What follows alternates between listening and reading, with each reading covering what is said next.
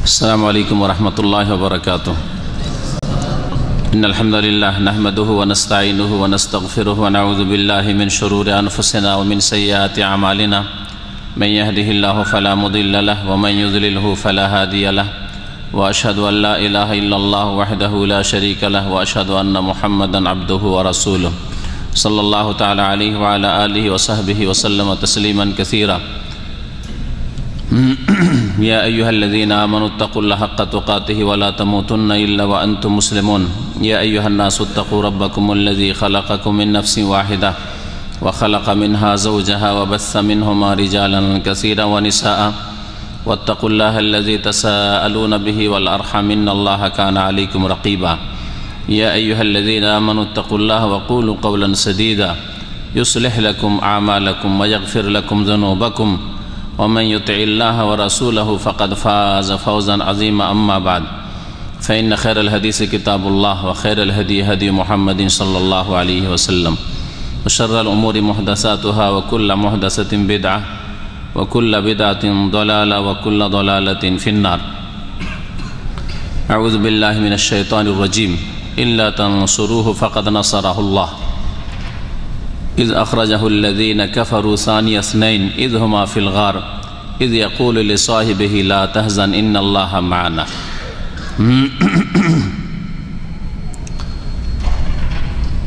सम्मानित भातृमण्डলী, আল্লাহ পাক রব্বুল আলামিনের যাবতীয় প্রশংসা যে আল্লাহ পাক আমাদের সৃষ্টি করেছেন এবং আমাদের হেদায়েতের জন্য কোরআনে কারীম নাজিল করেছেন শেষ নবী মুহাম্মদুর রাসূলুল্লাহ সাল্লাল্লাহু আলাইহি ওয়াসাল্লামের উপর। যে নবীকে আল্লাহ পাক রব্বুল আলামিন সমস্ত মানুষের ওপর শ্রেষ্ঠত্ব ফজিলত দান করেছেন, সমস্ত আম্বিয়া রসুলগণের ওপর আল্লাহ পাক রব্বুল আলামিন তাকে ফজিলত দান করেছেন, শ্রেষ্ঠত্ব দান করেছেন।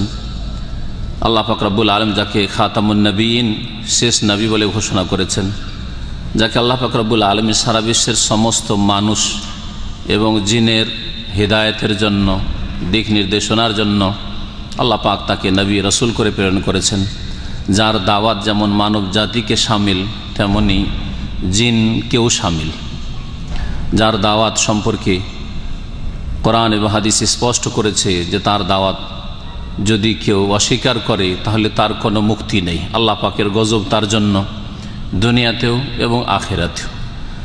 এছাড়া বহু বৈশিষ্ট্য নবী করিম সাল্লাল্লাহু আলাইহি ওয়াসাল্লামকে আল্লাহ পাক দান করেছেন যা অন্য কোনো নবী রসুলকে দান করেননি। সেই নবীর আমরা উম্মত, আল্লাহ পাকের লাখ লাখ শুকরিয়া। তবে উম্মত হলে উম্মতের করণীয় কি? যে উম্মতকে আল্লাহ পাক শ্রেষ্ঠ উম্মত বলেছেন, কুনতুম খায়রা উম্মাহ, তোমরা শ্রেষ্ঠ জাতি, শ্রেষ্ঠ উম্মত। তো কেমন উম্মত হইতে হবে? তাহলে শ্রেষ্ঠ উম্মত হতে পারবেন শ্রেষ্ঠ নবীর। এই বিষয়টি আমাদের জানার প্রয়োজন এবং মানার প্রয়োজন, বিশ্বাস করার প্রয়োজন, বাস্তবায়ন করার প্রয়োজন, আমলে নিয়ে আসার প্রয়োজন। আজকে অভাব মুসলিম বিশ্বে এখানেই রয়েছে। অনেকে জানেন না নবী করিম সাল্লাল্লাহু আলাইহি ওয়াসাল্লামের মর্যাদা এবং বৈশিষ্ট্য, আর অনেকে জানলেও তা বিশ্বাস করা গতানুগতিক, বিশ্বাসের মতো বিশ্বাস করেন না। আবার অনেকে বিশ্বাস করলেও তার বাস্তবায়ন মোটেই করে না। আবার অনেকেই নবী করিম সাল্লাল্লাহু আলাইহি ওয়াসাল্লামের ভালোবাসা এবং তার হকের ক্ষেত্রে বাড়াবাড়ি করে গুমরাহির শিকার হয়েছে। এ হচ্ছে মুসলিম বিশ্বের অবস্থা, যার ফলে আল্লাহ পাক রব্বুল আলামিনের আযাব গজব বিভিন্ন রকমের এই জাতির ওপর, এই জাতি সম্পর্কে, এই জাতির শ্রেষ্ঠ নবী সম্পর্কে আল্লাহর শত্রু, আল্লাহর দ্বীনের শত্রুদের মাঝে মাঝে এই দুঃসাহসিকতা দেখা যায় যে তারা আক্রমণ করে থাকে। আজকে আলোচনা করব রাসূলুল্লাহ সাল্লাল্লাহু আলাইহি ওয়াসাল্লাম সম্পর্কে, যে আল্লাহর দ্বীনের শত্রুদের, আল্লাহ রাসূলের শত্রুদের যে মাঝে মাঝেই আক্রমণ হচ্ছে, এটা কোনো নতুন কথা নয়, পুরাতন কথা। এর আগেও হয়েছে, নবী করিম সাল্লাল্লাহু আলাইহি ওয়াসাল্লাম জীবদ্দশাতে হয়েছে, কিন্তু নবী করিম সাল্লাল্লাহু আলাইহি ওয়াসাল্লাম সাহাবায়ে কেরামরা সেই ক্ষেত্রে পদক্ষেপ নিয়েছেন, তারা কিছু কাজ করেছেন, তারা জিদ্দোজহদ করেছেন, তারা জিহাদ করেছেন। জিহাদ যার মানে হচ্ছে মেহনত, পরিশ্রম করা আল্লাহর দ্বীনের জন্য, তা করেছেন। কিন্তু আমরা আজকে করছি কি এবং আমাদের করণীয় কি? আমাদের যে শোচনীয় অবস্থা, আমরা যে দুর্বল, আমরা যে অসহায়, আমরা যে একেবারে এমন অবস্থায় রয়েছি যেখানে হয়তো মন চাইলেও করতে পারি না অনেকেই, বিশেষ করে যারা দিনের ওপর অনেকটাই চলার চেষ্টা করেন। এই ক্ষেত্রে আমাদের কতটুকু করা সম্ভব সে বিষয়গুলি আলোচনা করব কোরআন এবং হাদিসের আলোকে। আল্লাহ পাক রব্বুল সূরা তাওবার একটি আয়াত ইরশাদ করেছেন, ইল্লা তানসুরুহু ফাকাদ নাসারাহুল্লাহ। সূরা তাওবা নবী করিম সাল্লাল্লাহু আলাইহি সাল্লামের শেষ জামানায় নাযিল হয়েছে, যেমন হাদিসে রয়েছে। আল্লাহ পাক তাতে ইরশাদ করেছেন, ইল্লা তানসুরুহু, তোমরা যদি নবী করিম সাল্লাল্লাহু আলাইহি সাল্লামের সাহায্য না করো তাতে কোনো ক্ষতি নেই, তাতে যায় আসে না। ফাকাদ নাসারাহুল্লাহ, আল্লাহ পাক তার সাহায্য করবেন এবং করেছেন। কত স্পষ্ট কথা। ইল্লা তানসুরুহু, তোমরা যদি সাহায্য না করো হে মানব জাতি, হে মুসলিম উম্মাহ, তোমরা যদি নবী করিম সাল্লাল্লাহু আলাইহি সাল্লামের সাহায্য না করো, এমনকি যখন কোরআন নাজিল হয় সেই সময় সাহাবায়ে কেরামদেরকে সম্বোধন করে বলা হয়েছে। অথচ সাহাবায়ে কেরামরা নবী করিম সাল্লাল্লাহু আলাইহি সাল্লামের ডানে বামে সামনে পিছনে সব সময় সমস্ত রকমের যতটা তাদের পক্ষে জান মালের কোরবানি করে নবী মুহাম্মদ সাল্লাল্লাহু আলাইহি সাল্লামের সাহায্য করা সম্ভব তা তারা করেছেন। তারপরে আল্লাহ পাক বলছেন সতর্কবাণী, ইল্লা তানসুরুহু, তোমরা যদি নবী করিম সাল্লাল্লাহু আলাইহি সাল্লামের সাহায্য না করো, ফাকাদ নাসারাহুল্লাহ, তাতে কোনো কম বেশি হবে না। আল্লাহ পাক অবশ্যই তার সাহায্য করছেন। ফাকাদ নাসারাহুল্লাহ, অবশ্যই আল্লাহ পাক রব্বুল আলামিন তার সাহায্য করছেন, করেছেন এবং করবেনও। তার মধ্যে একটি সাহায্য হচ্ছে ইজ আখরাজাহুল্লাযীনা কাফারু, যখন নবী মুহাম্মদ সাল্লাল্লাহু আলাইহি সাল্লামকে কাফেররা মক্কা থেকে বের করে দিয়েছিল, যখন তিনি নির্বাসিত হয়েছিলেন, বিতাড়িত হয়েছিলেন মক্কা থেকে, তাকে মেরে ফেলার চেষ্টা করা হয়েছিল, কাফেররা বের করেছিল। নবী করিম সাল্লাল্লাহু আলাইহি সাল্লামকে যখন ভবিষ্যৎবাণী করেছিলেন ওয়ারকা বিন নওফল, যেমন একটা যুগ আসবে যে সময় প্রথম দিন, যে দিন নবী সাল্লাল্লাহু আলাইহি সাল্লামের উপর প্রথম ওহী আসে, ইকরা বিসমির ওহী, প্রথম দিন জিবরাইলের সাথে সাক্ষাৎ হয়, আর নবী করিম সাল্লাল্লাহু আলাইহি সাল্লাম অসুস্থ হয়ে পড়েন, তখন নিয়ে আসা হয় ওয়ারকা বিন নওফলের কাছে। জানা আছে ওই হাদিসে, লম্বা হাদিস, যে ওয়ারকা বিন নওফল বলেছিলেন যে হায় যদি সেই সময় আমি জওয়ান থাকতাম, যদি আমি সেই সময় যদি শক্তিশালী থাকতাম, বৃদ্ধ না হয়ে যেতাম, আমার গায়ে শক্তি থাকতো। ইয ইউখরিজুকা কওমুকা, যখন তোমার জাতি, তোমার বংশের লোকেরা, এই কুরাইশরা, তোমার এই শহরের লোকেরা, মক্কার লোকেরা তোমাকে এই মক্কা শহর থেকে বের করে দেবে। তখন নবী করিম সাল্লাল্লাহু আলাইহি ওয়াসাল্লাম আশ্চর্য হয়েছিলেন, প্রথম নবী হচ্ছেন, আশ্চর্য হয়েছিলেন। আওয়া মুখরিজিয়াহুম, আরে আমার মতো লোকে বের করে দিবে, কল্পনার বাইরে আমাকে বের করে দিবে। আওয়া মুখরিজিয়াহুম, তারা আমাকে বের করে দিবে, আমার বংশের লোকেরা, যারা আমাকে আস-সাদিক, চিরসত্যবাদী, আমাকে আল আমিন, বিশ্বস্ত বলে উপাধি দিয়েছে, যারা আমার কাছে সবাই বন্ধু আপনজন, আর সবাই আমার কাছে আমানত রাখে, বিশ্বাস করে। মক্কায় কাউকে বিশ্বাস করতে পারে না একমাত্র মুহাম্মদ রাসূলুল্লাহ সাল্লাল্লাহু আলাইহি ওয়াসাল্লামকে ছাড়া। সমস্ত ধন দৌলত যা আমানত রাখতে হয় মুহাম্মদ রাসূলুল্লাহ সাল্লাল্লাহু আলাইহি ওয়াসাল্লামের কাছে নবী হওয়ার আগে থেকে তারা জমা রাখত। তারা আমাকে বের করে দিবে।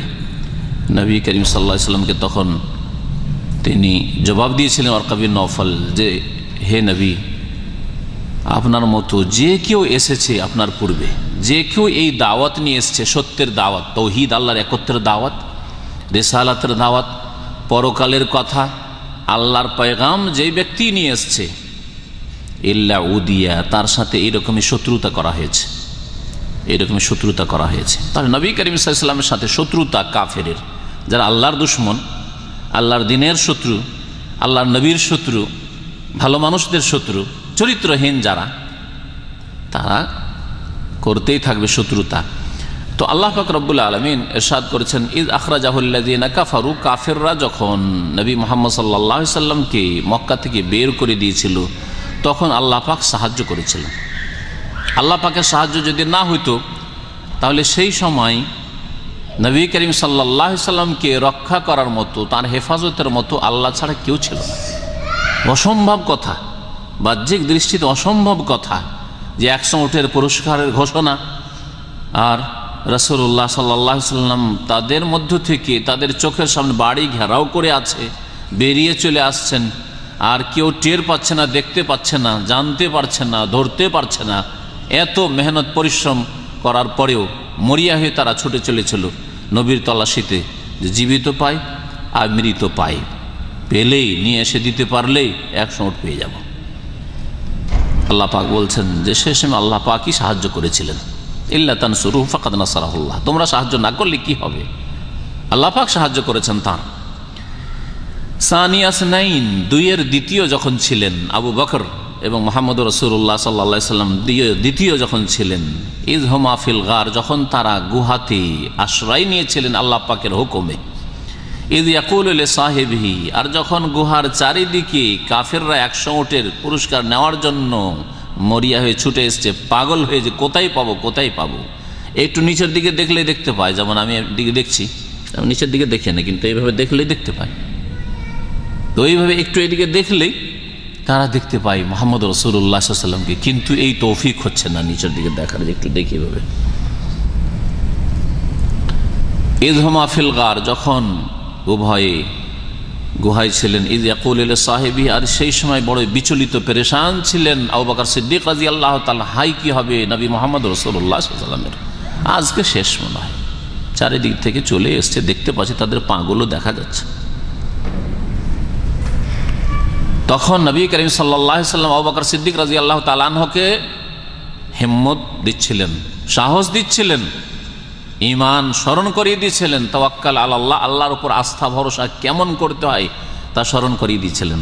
আস্থা ভরসা মেহনত করার পরে যতটা আপনার ক্ষমতায় আছে ততটা এই ক্ষমতা ব্যয় করার পরে আল্লাহর উপর ছেড়ে দাও, এর নাম হচ্ছে তাওয়াক্কুল ভরসা। তাওয়াক্কুল ভরসা মানে এই নয় যে কর্মহীন হয়ে বসে থাকা, কর্মহীন হয়ে বসে থাকার নাম তাওয়াক্কুল নয়। নবী করিম সাল্লাল্লাহু আলাইহি ওয়াসাল্লাম পুরো সিরাত পড়ে দেখেন, পুরো জীবনী পড়ে দেখেন, তিনি মেহনত করেছেন, যতটা সম্ভব করেছেন, তারপরে আল্লাহর উপর তাওয়াক্কুল। ইচ্ছা করলে ঘরে থেকে যেতে পারতেন, ঘরেই থাকবো, আল্লাহ ভরসা। আল্লাহ রক্ষা করলে মারে কে, যাকে আল্লাহ রক্ষা করে মারে কে, এই বলে তো ঘরেই বসে থাকতে পারতেন। কাফেররা ঘর ঘেরাও করে আছে, ঘর ছেড়ে দিয়ে বাইরে গেছেন, আর বাইরে গিয়ে মদিনার দিকে যেতে হবে, মদিনা, কিন্তু মদিনার দিকে না, উল্টো দিকে, ইয়ামানের দিকে, তার উল্টো দিকে একেবারে সর পাহাড়ের গুহায় গেছেন উল্টো দিকে, যাতে করে লোকজনের ধারণা ওই দিকে কম যায়, লোকজনের তল্লাশিটা একটু কম হয়, কাফেরদের তল্লাশিটা। এই সমস্ত কিছু করার পরে তারপরে এমন জায়গায় এত দূরে গেছেন যে যেখানে সাধারণত মানুষ এত ওপরে উঠে না, যাতে করে কল্পনা অত দূর পর্যন্ত নাও করতে পারে তারা। এইরকম মেহনত করার পরে তারপরেও চলে এসছে তারা, এখন কি হবে না, কোনো পেরেশান নেই। আবু বকর সিদ্দিক রাদিয়াল্লাহু তাআলা ঈমান, বিশাল পাহাড় পর্বতের মতো ঈমান, তারপরে তিনি রাসূলুল্লাহ সাল্লাল্লাহু আলাইহি সাল্লাম সম্পর্কে ভয় খাচ্ছেন আর বলছেন, হাই কি হবে ইয়া রাসূলুল্লাহ, কি হবে এই অবস্থায় আপনার, আমি তো আপনাকে নিয়ে পেরেশান হয়ে গেছি, আর মনে হয় বাঁচানো যাবে না। তখন নবী করিম সাল্লাল্লাহু আলাইহি ওয়াসাল্লাম বলছেন, লা তাহজান, তুমি দুশ্চিন্তা করিও না, তুমি ওসব ভাবনা করিও না, লা তাহজান, চিন্তা করিও না, ইন্নাল্লাহ মা'ানা, নিশ্চয় আল্লাহ পাক আমাদের সাথে আছে, আল্লাহ পাক আমাদের সাথে আছেন। যতটা আমাদের করার করেছি আর তারপরে আল্লাহর উপরে ছেড়ে দিয়েছি, আল্লাহ আমাদের সাথে আছেন। আল্লাহ পাক রব্বুল আলামিন তার ক্ষমতার দিক থেকে, তার জ্ঞানের দিক থেকে আল্লাহ জানছেন যে আমার বান্দা মুহাম্মদ রাসূলুল্লাহ কোথায়, কি অবস্থায়, এবং এই সময় কাফেররা ঘেরাও করেছে, কাছিয়ে গেছে, আল্লাহ জানছেন। আবু বকর কি অবস্থায় আল্লাহ পাক জানছেন, এবং ক্ষমতার দিক থেকে আল্লাহ পাক রব্বুল আলামিন নবীর সাথে আছেন, আবু বকরের সাথে আছেন। ইন্নাল্লাহ মা'ানা, আরও বিভিন্ন দিক হইতে পারে। এর মানে এই নয় যেমন বিদাতিরা আল্লাহ সর্বত্র বিরাজমান, সুতরাং সূর পাহাড়ের গুহায়ও আল্লাহ আছে, না, আল্লাহ পাক আরশে আজিমে আছেন, আল্লাহ পাক আরশে আজিমে আছেন, এবং তার শক্তির দিক থেকে, ক্ষমতার দিক থেকে, পরিবেষ্টনের দিক থেকে আল্লাহ পাক সব কিছুকে ঘিরে আছেন। কাফেররা যাবে কোথায়, কাফেররা নবী করিম সাল্লাল্লাহু আলাইহি সাল্লামকে ক্ষতিগ্রস্ত করতেই পারবেন না, আর যাবে করে কোথায় যদি ক্ষতিগ্রস্ত করার চেষ্টা করে। এই সব দিক থেকে আল্লাহ পাক হেফাজতের দিক থেকে নেক বান্দার সাথে, ভালো মানুষের সাথে আছেন, আর আল্লাহ কাফেরের সাথেও আছেন। ওহা মাকুম আইনামা কুনতুম, তোমরা যেখানে থাকো না সেখানে আল্লাহ পাক আছেন, কাফেরের সাথে আছেন আল্লাহ পাক তার জ্ঞানের দিক থেকে। আল্লাহ কাফেরেরও খোঁজ রাখেন যেমন মুমিনেরও খোঁজ রাখেন। ক্ষমতার দিক থেকে আল্লাহ পাক রব্বুল আলামিন কাফেরকে পরিবেষ্টন করে আছেন যেমন মুমিনকে পরিবেষ্টন করে আছেন। কিন্তু হেফাজতের দিক থেকে, তৌফিকের দিক থেকে, রক্ষণাবেক্ষণের দিক থেকে আল্লাহ পাক মুমিনের সাথে আছেন, কাফেরের সাথে না। কাফেরকে আল্লাহ তৌফিক দেন না, আল্লাহর শত্রুকে, বদ প্রকৃতির মানুষকে আল্লাহ তৌফিক দেন না, আল্লাহ পাকের খাস সাহায্য হয় না, আল্লাহ পাক রব্বুল আলামিন হেফাজত করেন না। কোরআনে কারীম আল্লাহ পাকের ইরশাদ করেছে, ওয়াল্লাহু ইয়াসিমুকা মিনান নাস, হে নবী তুমি তোমার কাজ করে যাও, আল্লাহ তোমাকে মানুষের অনিষ্ট থেকে বাঁচাবে, আল্লাহ পাক ঘোষণা করেছেন। যখন এই আয়াত নাজিল হয় আল্লাহু ইয়াসিমুকা মিনান নাস, সাহাবারা বলছেন তারপর থেকে নবী করিম সাল্লাল্লাহু আলাইহি সাল্লাম কোনো সিকিউরিটি রাখতেন না। তার আগে পর্যন্ত মদিনায় প্রথম এসে, কারণ মদিনায় তো বহু শত্রু আছে, ইহুদি শত্রু আছে, সবচেয়ে বড় শত্রু যুগে যুগে ইহুদিরা, আর এছাড়া মুশরিক পৌত্তলিক শত্রু আছে, বহু শত্রু আছে। তো প্রথম দিকে সিকিউরিটি পাহারা থাকতো নবী করিম সাল্লাল্লাহু আলাইহি সাল্লামের বাড়ির আশেপাশে ঘোরাঘুরি করতো। তারপরে যখন এই আয়াত নাযিল হলো, নবী সাল্লাল্লাহু বললেন যে আল্লাহ হেফাজত করবেন, আল্লাহ তো বলে দিয়েছেন, তারপরে তোমরা আবার পাহারা দিতে কেন আসো? যাও তোমরা নিজের নিজের বাড়িতে গিয়ে ঘুমা, কোনো পাহারা দিতে হবে না। তো আল্লাহ পাক রব্বুল আলামিন এই তওবার এই আয়াতে, আয়াত নম্বর 40, তাতে আল্লাহ পাক ইরশাদ করেছেন লা তাহজান ইন্নাল্লাহা মা'ানা। নবী করিম সাল্লাল্লাহু আলাইহি ওয়াসাল্লাম আবু বকর সিদ্দিককে বলেছিলেন এই সময় আল্লাহ পাক সাহায্য করেছেন, এইরকমই সব সময় আল্লাহ পাক সাহায্য করেছেন মুহাম্মদুর রাসূলুল্লাহ সাল্লাল্লাহু আলাইহি ওয়াসাল্লামের। আল্লাহ পাকের সাহায্য না হলে এ মাত্র 23 বছরের জিন্দেগিতে এত বড় বিশাল বিপ্লব, যা অকল্পনীয়, দুনিয়ায় একটা এমন বিপ্লব, কত বড় কাফের শক্তি, সব শক্তি একবার নির্মূল হয়ে গেল, আর মুহাম্মদুর রাসূলুল্লাহ সাল্লাল্লাহু আলাইহি ওয়াসাল্লামের দাওয়াত সম্প্রসারিত হইল। বরং এই 23 বছরের সাথে আর মাত্র 2.5 বছর, 2.5 বছর, 2 বছর মাত্র আবু বকর সিদ্দিক রাদিয়াল্লাহু আনহুর খেলাফত, তারপরে ওমর রাদিয়াল্লাহু আনহুর খেলাফত। ওমর রাদিয়াল্লাহু আনহুর খেলাফতের জামানায় বড় দুইটি শক্তি পৃথিবীর, পারস্য শক্তি, রাশিয়ান শক্তির মতো পারস্য শক্তি, আজকাল যেমন রাশিয়া বা চায়নার শক্তি, তখন ধরেন পারস্য শক্তি, আর একটা হচ্ছে রোম শক্তি, যেমন পশ্চিমা শক্তি আজকাল। এই দুই শক্তি একবারে সেজদা করে দিল, চূর্ণ বিচূর্ণ হয়ে গেল ওমর রাদিয়াল্লাহু তাআলার খেলাফতের আমলে, মাত্র কয়েক বছর, তাহলে 25-26 বছরের মধ্যে। তার মধ্যে 13 বছর তো দুর্বল অসহায় অবস্থায় গেছে। তো আল্লাহর দ্বীনের সাহায্য করলে আল্লাহ পাক রব্বুল আলামিন সাহায্য করেন। আল্লাহ পাকের নবীর সাহায্য যদি করেন তো আল্লাহ পাক রব্বুল আলামিন আপনার আমার সাহায্য করবেন, এটা আল্লাহ পাকের ওয়াদা। কেমন করে নবী করিম সাল্লাল্লাহু আলাইহি ওয়াসাল্লামের সাহায্য করতে হবে এটা এখন আমরা জানব। আল্লাহ পাক রব্বুল আলামিন নবী করিম সাল্লাল্লাহু আলাইহি ওয়াসাল্লামের কেউ কুৎসা বর্ণনা করে, নবী করিম সাল্লাল্লাহু আলাইহি ওয়াসাল্লামের ব্যঙ্গচিত্র করে, নবী করিম সাল্লাল্লাহু আলাইহি ওয়াসাল্লামের সম্পর্কে কোনো রকম অবাস্তব কথা পেশ করে নবীর ক্ষতি করতে পারবে না। আল্লাহ পাক কোরআনে কারীমে আরো ইরশাদ করেন সূরা হিজরের কয়েকটি আয়াতে, আল্লাহ বলেন ফাসদা বিমা তুমার ওয়া আরিদ আনিল মুশরিকিন। হে নবী, তোমাকে যা আদেশ করা হয়েছে, তুমি যার আদিষ্ট হয়েছো, ফাসদা খোলাখুলি বয়ান করো, ফাসদা বিমা তুমার, তোমাকে যা আদেশ করা হয়েছে তা খোলাখুলি প্রকাশ্যে মানুষের কাছে পেশ করো, লুকিয়ে রাখার বিষয় নেই। ওয়া আরিদ আনিল মুশরিকিন, আর মুশরিক কাফের, আল্লাহর শত্রু, আল্লাহর দ্বীনের শত্রু, তোমার শত্রু কে কি বলছে ওইসব দেখা দেখি নেই। আমরা কত দুর্বল, একটা লোক যদি গ্রামে আপনার গিয়ে তাওহীদের দাওয়াত বলছেন, সুন্নতের কথা বলছেন, শিরক বিদআত সম্পর্কে সতর্ক করছেন, একটু বলতে গেছেন, একটা লোক যদি সমালোচনা করেন, না সমস্যা আছে, ওখানে আপনি স্টপ। এত দুর্বল। আল্লাহ পাকের হুকুম এটা, সরাসরি রাসূলুল্লাহ সাল্লাল্লাহু আলাইহি ওয়াসাল্লামকে আর পুরো উম্মতকে হুকুম, আপনি যেটাকে হক জেনেছেন, সত্য জানেন, ফাসতাবে মা তুমার, যার আদেশ করা হয়েছে কোরআনে কারীমে স্পষ্ট, রাসূলুল্লাহ সাল্লাল্লাহু আলাইহি ওয়াসাল্লাম হাদিসে আদেশ করা হয়েছে, ফাসদা খোলাখুলি বয়ান করো, ওয়া আরিদ আনিল মুশরিকিন, আর মুশরিকরা কে কি করছে, কে কি বলছে, ওর ভ্রুক্ষেপ করিও না, ওই দিকে ভ্রুক্ষেপ করিও না, ওর থেকে মুখ ফিরিয়ে নাও, বেপরোয়া হয়ে যাও।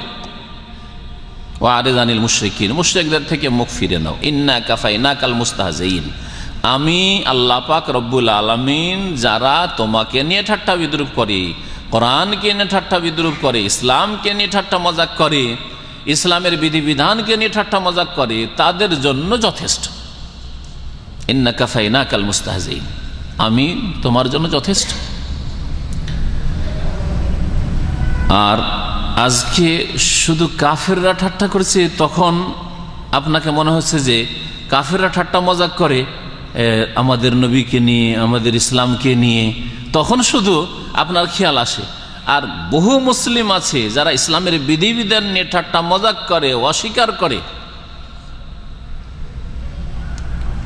অনেকে ইসলামিক লেবাস পোশাক পরে ইসলামের সকল সুরাত নিয়ে, রূপ চেহারা নিয়ে ঠাট্টা মজাক করে, ইমানকে নিয়ে, আহলে ইমানকে নিয়ে, মুমিনদেরকে নিয়ে এসব কথা কখনো চিন্তা করে দেখেন না। কোরআনের কথা বললে, রাসূলের সহিহ হাদিসের কথা বললে, প্রত্যেকটি বিষয় তৌহিদের কথা বললে, শিরক থেকে সতর্ক করলে, সুন্নতকে মজবুত করে ধরার কথা বললে, বিদআত সম্পর্কে সতর্ক করলে, যদি কেউ একটা মন গড়া ফতোয়া দেয়, মন গড়া কথাবার্তা বলেন এর দলিলটা কোথায়? এটা হাদিসে আছে, হাদিস শরীফ আছে। বলেন হাদিসটা কোথায় আছে, কোন কিতাবে? ও আপনি ওয়াহাবি নাকি?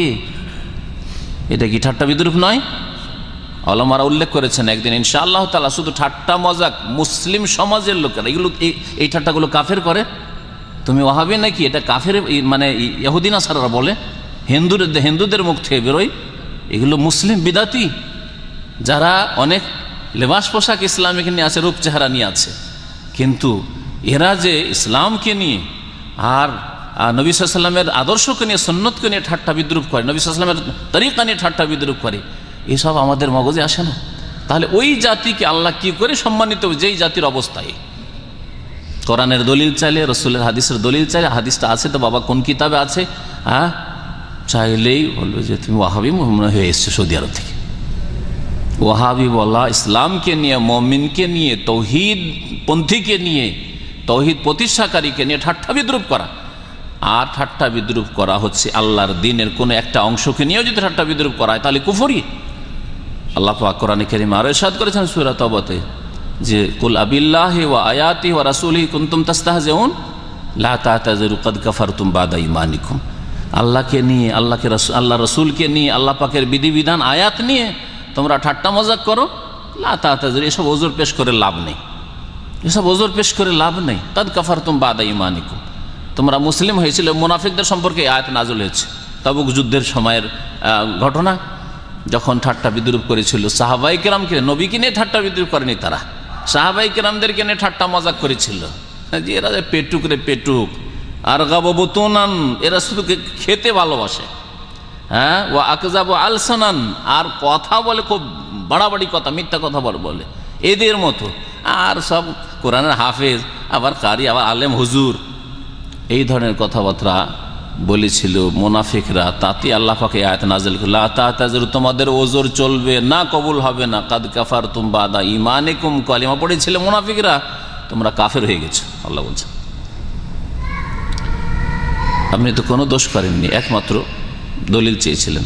গতকালকে আমাদের এক ভাই একটা হাদিস দিল, ফজিলত খুব লাগলো যে অনেক ফজিলত, এই দোয়াটা পড়লে এত ফজিলত, এত ফজিলত, এত নেকি, এত নেকি।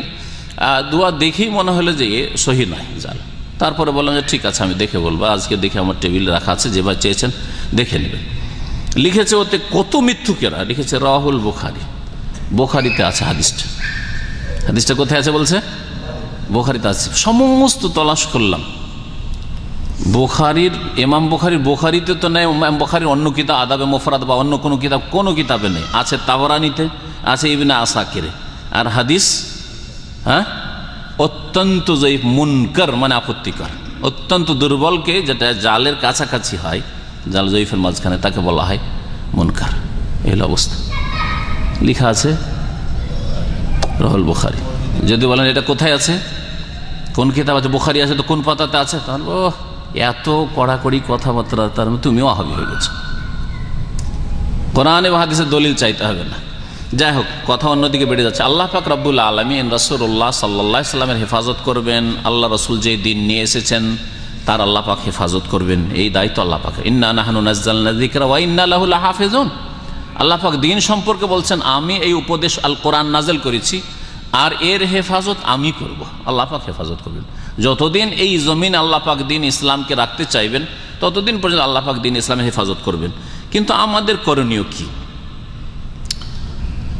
সাধারণ মুসলিম আমরা, আমাদের কাছে বিরাট কোনো ক্ষমতা নেই, প্রশাসন আমাদের কাছে নেই, আমাদের কাছে অঢেল ধন সম্পদ নেই। সুতরাং আমাদেরকে আমাদের মতো করে চিন্তা করতে হবে। আমাদের ওই বড় বড় চিন্তা করে লাভ নেই, যেগুলো প্রশাসনের কাজ, যেগুলো অঢেল সম্পদের কাজ রয়েছে, যেগুলো আমাদের পক্ষে সম্ভব না, সেগুলিতে আমরা যাচ্ছি না। যখন ওই রকম শক্তি আল্লাহ পাক রব্বুল আলামিন দিয়েছিলেন, আল্লাহ পাকের এটা নিয়ামত, কখন দিয়েছিলেন? ওয়া আনতুমুল আ'লাউনা ইন কুনতুম মুমিনিন। সাহাবায়ে কেরামরা যখন সত্যিকার মুমিন হয়ে দেখিয়ে দিয়েছিলেন, তখন আল্লাহ পাক তাদেরকে উপরে উঠিয়ে দিয়ে ইহুদি নাসারাকে নিচে নামিয়ে দিয়েছিলেন। কুনতুম খায়রা উম্মাহ, তোমরা শ্রেষ্ঠ উম্মত, উম্মতে ওয়াসাতা, মধ্যম, আল্লাহ পাক তাদেরকে উপরে উঠিয়েছিলেন। আল্লাহ পাক নিচে নামিয়ে দিয়েছেন যখন আল্লাহর দিন থেকে মুসলিমরা সরে গেছে। তারপরেও জনসাধারণের মধ্যে যারা সাধারণ মানুষ, অল্প পয়সার মালিক, বড় কোনো নেতৃত্বের মালিক নয়, এদের অনেকের মধ্যে দিন রয়েছে, দিনী জজবা রয়েছে, দিনের মহাব্বত রয়েছে। আর একটি বিষয় মনে রাখবেন যে রাসূলুল্লাহ সাল্লাল্লাহু আলাইহি সাল্লামের ভালোবাসার বিষয়টি এমন একটা বিষয়, সেটাতে আমরা সকলেই শরীক। যারা সুন্নতের অনুসারী সত্যিকার অর্থে, তারাও রাসূলুল্লাহ সাল্লাল্লাহু আলাইহি সাল্লামকে ভালোবাসে এবং ভালোবাসার দাবি করি আমরা। যারা বিদআতপন্থী, সুন্নতের অনুসারী নয়, তারাও রাসূলুল্লাহ সাল্লাল্লাহু আলাইহি ভালোবাসার নামে একমত হইতে পারে। এক একটি করে যদি বলেন তাহলে রসুলকে ভালোবাসেন, তাহলে এই সুন্নত পালন করেন, রসুলকে ভালোবাসেন তাহলে এটা তো হাদিসে আছে, পালন করেন, আমল করেন, হ্যাঁ তখন নেই। কিন্তু যদি আমরা মোটা কথা বলি তাদেরকে, যে আমরা সকলেই মুহাম্মদ রাসূলুল্লাহ সাল্লাল্লাহু আলাইহি ওয়াসাল্লামের কালেমার শাহাদাত দিয়েছি, আশহাদু আল্লা ইলাহা ইল্লাল্লাহ ওয়া আশহাদু আন্না মুহাম্মাদান রাসূলুল্লাহ, মুহাম্মাদান আবদুহু ওয়া রাসূলুহু, আমরা এই কালেমা দিয়ে আজান দিই, এই কালেমায় আমরা একামত দিই, এই কালেমার তাশাহুদ পড়ি, হ্যাঁ এই কালেমা সবাই মানি। এবং রাসূলুল্লাহ সাল্লাল্লাহু আলাইহি ওয়াসাল্লামের ভালোবাসা হচ্ছে দ্বীন, ভালোবাসা হচ্ছে ইবাদত, ভালোবাসা আল্লাহ পাকের সন্তুষ্টির একমাত্র উপায়। এই বিষয়টিতে আমরা একমত। যখন এখানে একমত, সুতরাং আমরা যথাসাধ্য নবী করিম সাল্লাল্লাহু আলাইহি ওয়াসাল্লামের ভালোবাসা কেমন হইতে হবে এবং আমরা নবী সাল্লাল্লাহু আলাইহি ওয়াসাল্লামের ভালোবাসা আর প্রমাণ কিভাবে দেব এবং কতটুকু আমরা করতে পারবো, এই বিষয়গুলির ক্ষেত্রে আমাদের যথাসাধ্য একমত হওয়ার চেষ্টা করতে হবে। আল্লাহ পাক আমাদের সকলকে যেন তৌফিক দান করে। মুসলিম আল্লাহ পাকের নজরে সকলে সমান, কেউ ওপর নেতৃত্বে আছে আর কেউ নিচে আছে, কেউ গরিব, কেউ রাস্তা ক্লিন করে, সেজন্য আল্লাহর কাছে সে ছোট, আর যে উপরে আছে সিংহাসনে বসে আছে সে বড়। আল্লাহ পাকের কাছে ছোট নাই। আল্লাহ পাকের কাছে ইন্না আকরামাকুম ইনদাল্লাহি আতকাকুম, তোমাদের মধ্যে সম্মানী ওই ব্যক্তি যে যত বেশি আল্লাহকে ভয় করে। তবে আল্লাহ পাক যাকে নেতৃত্ব দিয়েছেন তার ক্ষমতা আলাদা, আমাদের ক্ষমতা সীমিত। আমরা হয়তো রব্বে ইন্নী লা আমলিকু ইল্লা নাফসি, মুসা আলাইহিস সালাম বলেছেন যে আল্লাহ রব্বে ইন্নী লা আমলিকু ইল্লা নাফসি ওয়া আখি, তিনি বলেছেন আল্লাহ একমাত্র আমি আমার মালিক আর আমার ভাই হারুনের মালিক, আর এর বেশি মালিক নাই। আমি আমাকে ঠিক রাখতে পারবো আল্লাহ, আর আমার ভাইটা আমার কথা মোতাবেক আছে হারুন, ওকে ঠিক রাখতে পারবো। এই জাতি মাত্র 30 দিন 30 দিন বলে 40 দিন হয়েছে আর গরু পূজা শুরু করেছে। এই যে গরু পূজা এখনো চলছে ভারতের হিন্দুদের মধ্যে, এই গরু পূজা শুরু করেছে এই ইহুদিরা, বনি ইসরাইল। তো তিনি যখন এই কথা বলেছেন, তো আমাকে আপনাকে মুসা আলাইহিস সালাম যদি এই কথা বলেন, তো রব্বে ইন্নী লা আমলিকু ইল্লা নাফসি, তিনি তো আখি বলেছেন না, আমি নিজের ভাইয়েরও মালিক না। রব্বে ইন্নী লা আমলিকু ইল্লা নাফসি, আল্লাহ আমার নিজের নফসের মালিক ছাড়া কিছুর মালিক না। আল্লাহ পাক নিজেকে হেদায়েত রাখার তৌফিক দান করো, নিজেকে তোমার নবী মুহাম্মদ রাসূলুল্লাহ সাল্লাল্লাহু আলাইহি ওয়াসাল্লামের তরিকায় চলার তৌফিক দান করো। তো আপনি আপনার মালিক, আমি আমার মালিক। আমরা ব্যক্তিগত এই সাধারণ জীবনে দুর্বল অবস্থায় রাসূলুল্লাহ সাল্লাল্লাহু আলাইহি ওয়াসাল্লাম সম্পর্কে কি করতে পারি? আমরা প্রথম বিষয়টি যা করতে পারি তা হচ্ছে দোয়া। দোয়া এমন একটি শক্তি, এই শক্তি আপনার কাছ থেকে আমার কাছ থেকে কেউ ছিনিয়ে নিতে পারবে না, এবং এই শক্তি যে এত প্রবল যা আপনি কল্পনা করতে পারেন না। দোয়াতে মানুষকে কোথা থেকে কোথায় পৌঁছে দিতে পারে, দোয়া মানুষকে কোথা থেকে কোথায় পৌঁছে দিতে পারে। দোয়া সম্পর্কে যে কথাটি খুব মশহুর আছে, আদ-দুআ সিলাহুল মুমিন, যদি হাদিসটা যঈফ ওলামারা বলেছেন, তবে অর্থ আপন জায়গায় ঠিক আছে কোরআনে ও হাদিসের আলোকে। দোয়া হচ্ছে মুমিনের অস্ত্র, এমন এক অস্ত্র যে অস্ত্র মানুষ কেড়ে নিতে পারবে না। আপনার হাতে যদি একটা চাকু থাকে তবুও কেড়ে নিতে পারবে, তাই না? একটা সুচ যদি থাকে সেটাও কেড়ে নিতে পারবে। এরপরে যখন যান তখন যদি আপনার কাছে আপনার নেল কাটারও থাকে সেটাও নিয়ে যেতে দেয় না, হ্যাঁ, সব ফেলে যেতে হবে। কিন্তু দোয়ার অস্ত্র কোনো জায়গায় কেড়ে নিতে পারবেন আপনার কাছে, যেখানে যাবেন সেখানে দোয়া করতে পারবেন আপনি। দোয়ার জন্য মসজিদ লাগে না, হ্যাঁ, দোয়ার জন্য একেবারে ভালো পরিবেশ হইতে হবে না, লাগে না। যেখানে আছেন সেখানে দোয়া করতে পারবেন আপনি, যে অবস্থায় আছেন সে অবস্থায় দোয়া করতে পারেন। দোয়ার জন্য জবান খোলাও লাগে না, বোবাও দোয়া করতে পারে।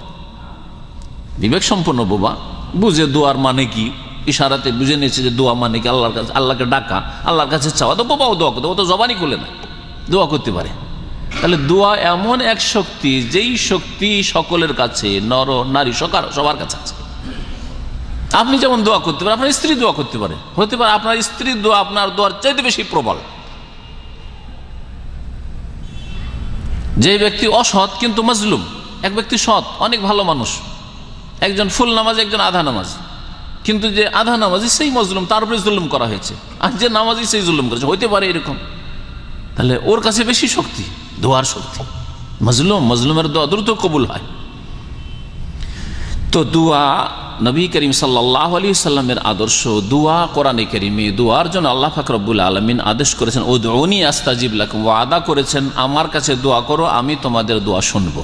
নবী করিম সাল্লাল্লাহু আলাইহি সাল্লামের সাহায্যের ক্ষেত্রে, আল্লাহ পাকের দ্বীনের সাহায্যের ক্ষেত্রে, মুমিন ভাই বোনদের সাহায্যের ক্ষেত্রে, আমি শুধু নবীর সাথে কথাটি সীমিত রাখছি না, নবী করিম সাল্লাল্লাহু আলাইহি ওয়াসাল্লামের সাথে দ্বীন ইসলাম, তারপরে মুসলিম ভাই বোনরা আজকে সিরিয়ায়, আজকে বর্মায়, আমরা সেখানে যেতে পারবো না, কারণ আজকে আমাদের হাত পাকে পশ্চিমা বাতিল আইনে বেঁধে দিয়েছে।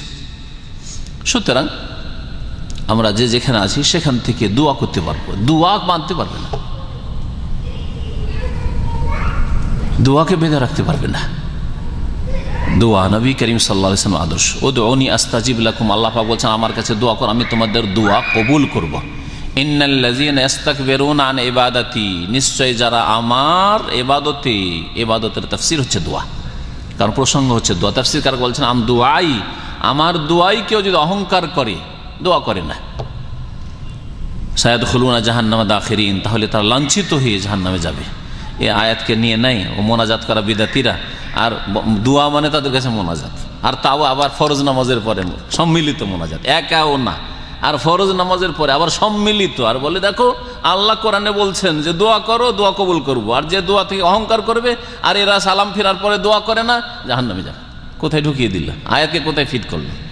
আল্লাহ বলেছেন যে দোয়া মানে সালামের পরে দোয়া, হ্যাঁ, দোয়া মানে সম্মিলিত দোয়া, হ্যাঁ, দোয়া এবাদত কিনা বলেন দেখি? এবাদত। এবাদত কার করতে হবে? হ্যাঁ, আল্লাহ পাকের, মানে দোয়া আল্লাহর কাছে করতে হবে। কার তরিকায় ইবাদত করতে হবে? রাসূলের তরিকায়। তো রাসূলুল্লাহ সাল্লাল্লাহু আলাইহি ওয়াসাল্লামের তরিকাতে আগে প্রমাণ করে দেন যে সালাম ফিরার পরে নবী সাল্লাল্লাহু আলাইহি ওয়াসাল্লাম দোয়া করেছেন মুনাজাত, আর সাহাবারা আমিন আমিন করেছেন, তারপরে বলেন যে দোয়া করো, তখনই আয়াত দিয়ে বলতে পারবেন যে দোয়া করো, না হলে তোমাদের খবর আছে। আর কোথাকার কথা কোথাতে, এই বিদআতপন্থীদের এইভাবে অর্থের বিকৃতি, আয়াতের হাদিসের অর্থের বিকৃতি করে থাকে। সাধারণ মানুষ বলে আরে আল্লাহ তো সত্যি বলেছে, দোয়াতে যদি অহংকার করে কেউ দোয়া না করে তো জাহান্নামে যাবে, আরে এরা দোয়া করছে না। আরে দোয়া করছে না তোমাদের বিদআত করছে না। দোয়া ইবাদত, যেমন নামাজ পড়তে হবে রাসূলুল্লাহ সাল্লাল্লাহু আলাইহি ওয়াসাল্লামের তরিকায়, আপনি যদি আপনার তরিকায় নামাজ পড়েন হবে? আপনার তরিকায় নামাজ পড়েন, সবাই পড়ছে শুরু থেকে এইরকম ভাবে, আমি সালাম থেকে শুরু করবো উল্টো দিক থেকে, হবে? আমি বসা থেকে শুরু করবো, হবে? হবে না। সবাই এক রুকু করেছে, আমি 2 রুকু করব, 2 সিজদা 2 রুকু করবো, হবে? আপনার তরিকায় হলো এটা। তাহলে যেমন নামাজটা নবী করিম সাল্লাল্লাহু আলাইহি ওয়াসাল্লামের তরিকায় না হলে, সামান্য এদিক ওদিক সরে গেলে, গাড়ি যদি লাইন থেকে নেমে যায়, তাহলে ওই নামাজ কবুল হবে না।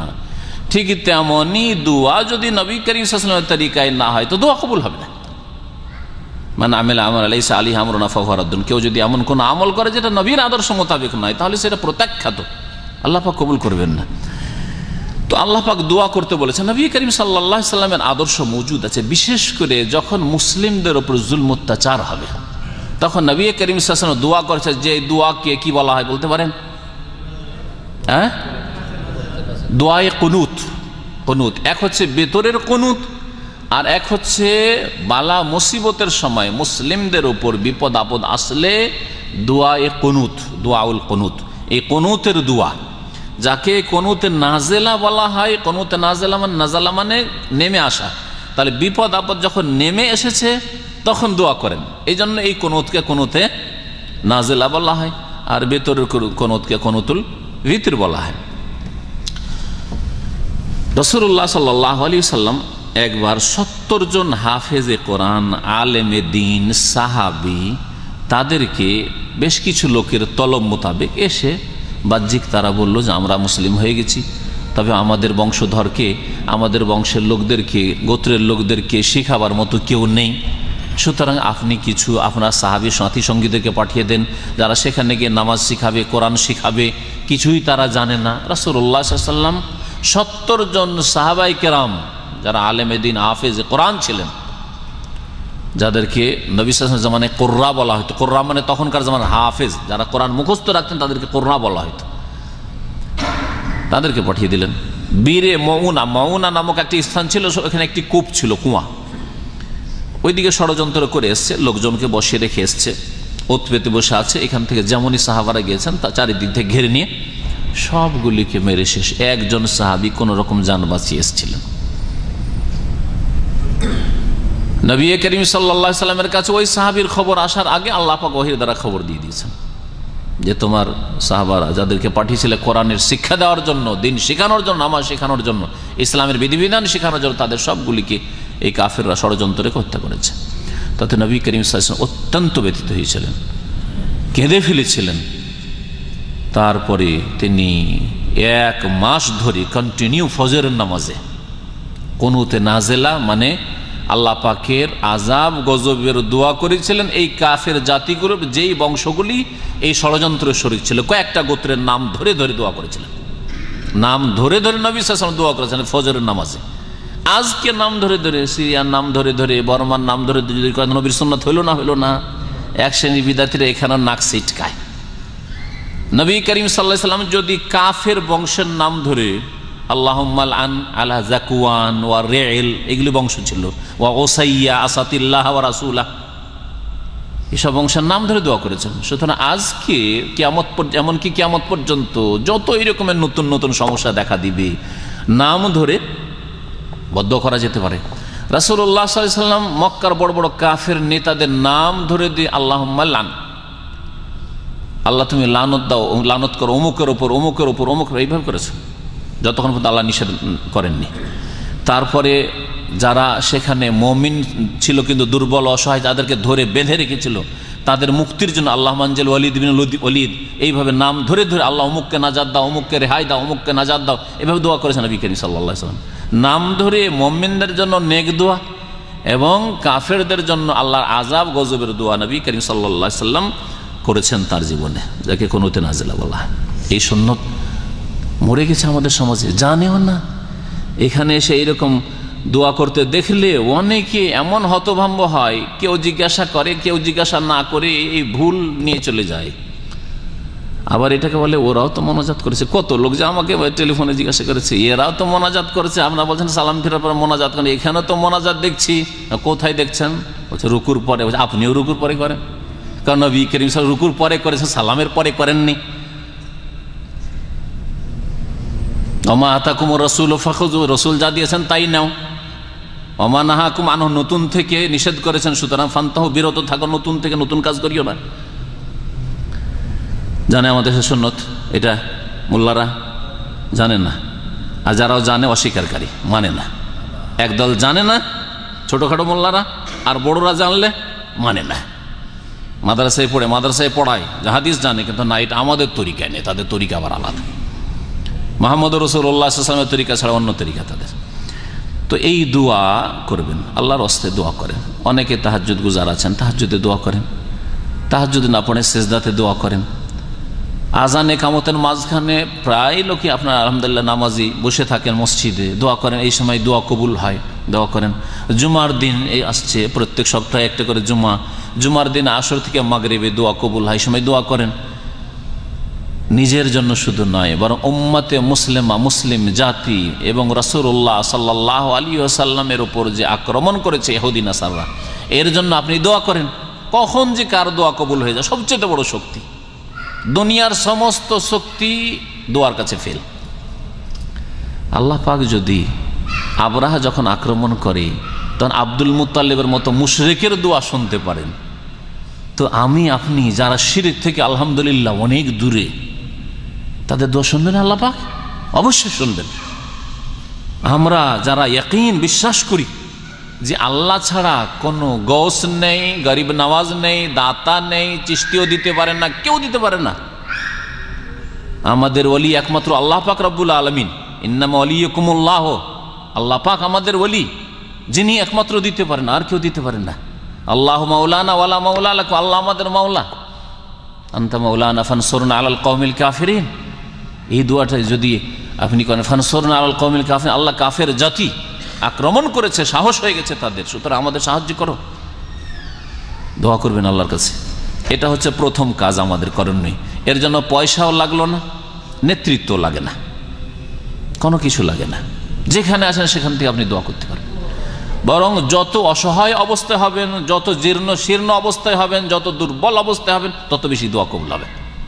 আল্লাহ পাক এইরকম বান্দার দোয়া বেশি কবুল করেন যদি হালাল রুজি খায়, হালাল খেয়ে হারাম ভক্ষণ না করে। আর যদি একেবারে ছিঁড়া ফাটা অবস্থায় থাকে, আর একেবারে যত অসহায় অবস্থায় থাকবে, তত বেশি আল্লাহ পাকের কাছে দোয়া কবুল হয়। কথা, নবী করিম সাল্লাল্লাহু আলাইহি সাল্লামের সাহায্য করব আমরা নবী সাল্লাল্লাহু আলাইহি সাল্লামের অনুসরণ করে, ইত্তেবা করে। দ্বিতীয় যে বিষয়টি, নবী করিম সাল্লাল্লাহু আলাইহি সাল্লামের অনুসরণ আমরা মৌখিক যদি বলি তাহলে তো খুব বড় বড় কথা। আমরা নবীর তরিকায় চলি, ঠিক আছে, তৌহিদ আমাদের ঠিক আছে, যথাসাধ্য আমরা শিরক করি না, বাঁচি শিরক থেকে, শিরক করি না। তারপরে অনেকের মধ্যে ছোট শিরক আছে, লোক দেখানো কাজ। লোকজন দেখে জানে তাহলে দান খেরাত করলাম বা এই কাজটা করলাম, না হলে করলাম না। এখানে কে জানলো, কে দিল, দেখলো, সুতরাং করলাম না। যদি দুনিয়ার কোনো গরজ থাকে তাহলে করলাম, না হলে করলাম না। দুনিয়ার গরজ থাকলে করলাম, আর না হলে করলাম না। এসব নেই। অনেক তৌহিদ প্রতিষ্ঠাকারী শিরক আমরা করি না, বিদআত করি না, কিন্তু এরকম শিরক ঢুকে আছে। আপনার সামান্য গরজে একটু আঘাত লাগলেই কেটে পড়লেন। আপনি কোথায় দিনের খাতিরে কাজ করছিলেন? আপনি নিজের দুনিয়ার গরজে কাজ করছিলেন, এই জন্য সামান্য একটু আঘাত লাগলো, সেজন্য কেটে পড়লেন। আপনি একজনের, আপনিও দিনের কাজ করেন, এইভাবে দিনের কাজ করেন। আপনার দুইজন একই ইসলামিক সেন্টারে আসেন সপ্তাহে 2বার 4বার, এসে দুজনে সহযোগিতার সাথে দিনের কাজ করেন। আলহামদুলিল্লাহ, একা কাজ করা সম্ভব নয় দিনের কাজ। সামান্য একটু মত পার্থক্য অথবা ভুল বুঝাবুঝি হইল, একজন আর একজন থেকে এমন কেটে পড়লো যে ইসলামী শিক্ষা থেকে কেটে পড়ল। এবং কথা বলতে গিয়ে কোনো ভয় নেই, বাড়াবাড়ি করে কথা বলতে কোনো ভয় নেই। আল্লাহকে ভয় করুন। এবং আমার ইখতিলাফ থাকতে পারে আপনার সাথে, বা আপনার ইখতিলাফ থাকতে পারে, মতানৈক্য থাকতে পারে আরেকজনের সাথে, ধর্মীয় মতানৈক্য থাকতে পারে 2-4টি মাসলায়, অথবা দুনিয়ার কোনো ক্ষেত্রে পার্থক্য হইতে পারে, অথবা টাকা পয়সা নিয়ে কোনো মনোমালিন্য হইতে পারে। কিন্তু তার মানে এই না যে দিনের কাজের ক্ষতি করে দেব, কখনো না। তাহলে আপনি কোথায় নবী করিম সাল্লাল্লাহু আলাইহি সাল্লামের অনুসারী? সাহাবায়ে কেরামদের মধ্যে বহু মাসলা মাসাইল ইখতিলাফ ছিল, কিন্তু তারপরেও তারা দিনের খেদমতে সবাই বুনিয়ানু মারসুস, সীসা ঢালা প্রাচীরের মতো আল্লাহ পাক রব্বুল আলামিন বলেছেন তাদেরকে। আমাদের মতো, আমাদের অনেকের মধ্যে ছোটোখাটো মাসলার ইখতিলাফ আছে, অনেক বড় মাসলায়। সূরা নাস আর ফালাক এটা কোরআনের অংশই নয়। এটা কি যেমন তোমার বড় ইখতিলাফ নাকি? আজকাল যদি কেউ যদি বলে সূরা ফালাক নাস কোরআনের অংশই নয়, এটা তাহলে আপনি বড় ফতোয়া দিয়ে বসবেন আপনি। কিন্তু ইজতিহাদের ভুল ছিল। আব্দুল্লাহ বিন মাসউদ রাদিয়াল্লাহু তাআলা তাই মনে করতেন। তার মুসহাফে, তার যে কপি কোরআনের, তাতে তিনি বলতেন যে এটা তো নবী সাল্লাল্লাহু আলাইহি ওয়াসাল্লামের এলাজ চিকিৎসার জন্য আল্লাহ পাক নাযিল করেছেন। আবু যার রাদিয়াল্লাহু তাআলা আনহুর যে দ্বিমত ছিল, ইখতিলাফ ছিল, তিনি বলতেন সারাদিন খেয়ে দিয়ে যা বাঁচবে সব দান করতে হবে। ভারত উপমহাদেশের কমিউনিস্ট যারা, বাংলাদেশ, পাকিস্তান বা ভারতে যারা মুসলিম কমিউনিস্ট, তারা বলে আমি একটা বই পড়লাম, তাতে লিখেছে এক মুসলিম কমিউনিস্ট, কমিউনিস্ট মানে বেদিন, তো এক কমিউনিস্ট লিখেছে যে সর্বপ্রথম কমিউনিস্ট হচ্ছে আবু যর রাদিয়াল্লাহু তাআলা। না, কমিউনিস্ট না তিনি। আরে তোমরা তো ব্যক্তি মালিকানাকে অস্বীকার করছো, সুতরাং জাকাতি নেই তোমাদের, তোমাদের ব্যক্তি মালিকানাই অস্বীকার করছো, সুতরাং হজও নেই তোমাদের, ওমরাও নেই তোমাদের। হ্যাঁ, দান খেরাত মসজিদ মাদ্রাসা কায়েম করবে কোত্থেকে যখন ব্যক্তি মালিকানা নেই? ডেলি ডেলি স্বামী স্ত্রী যাওয়ার কলকারখানায় কাজ করো আর খাও, সরকার দিচ্ছে, রেশনে যা দিচ্ছে খাও, কোথা থেকে এসব ইবাদত বন্দি সব শেষ?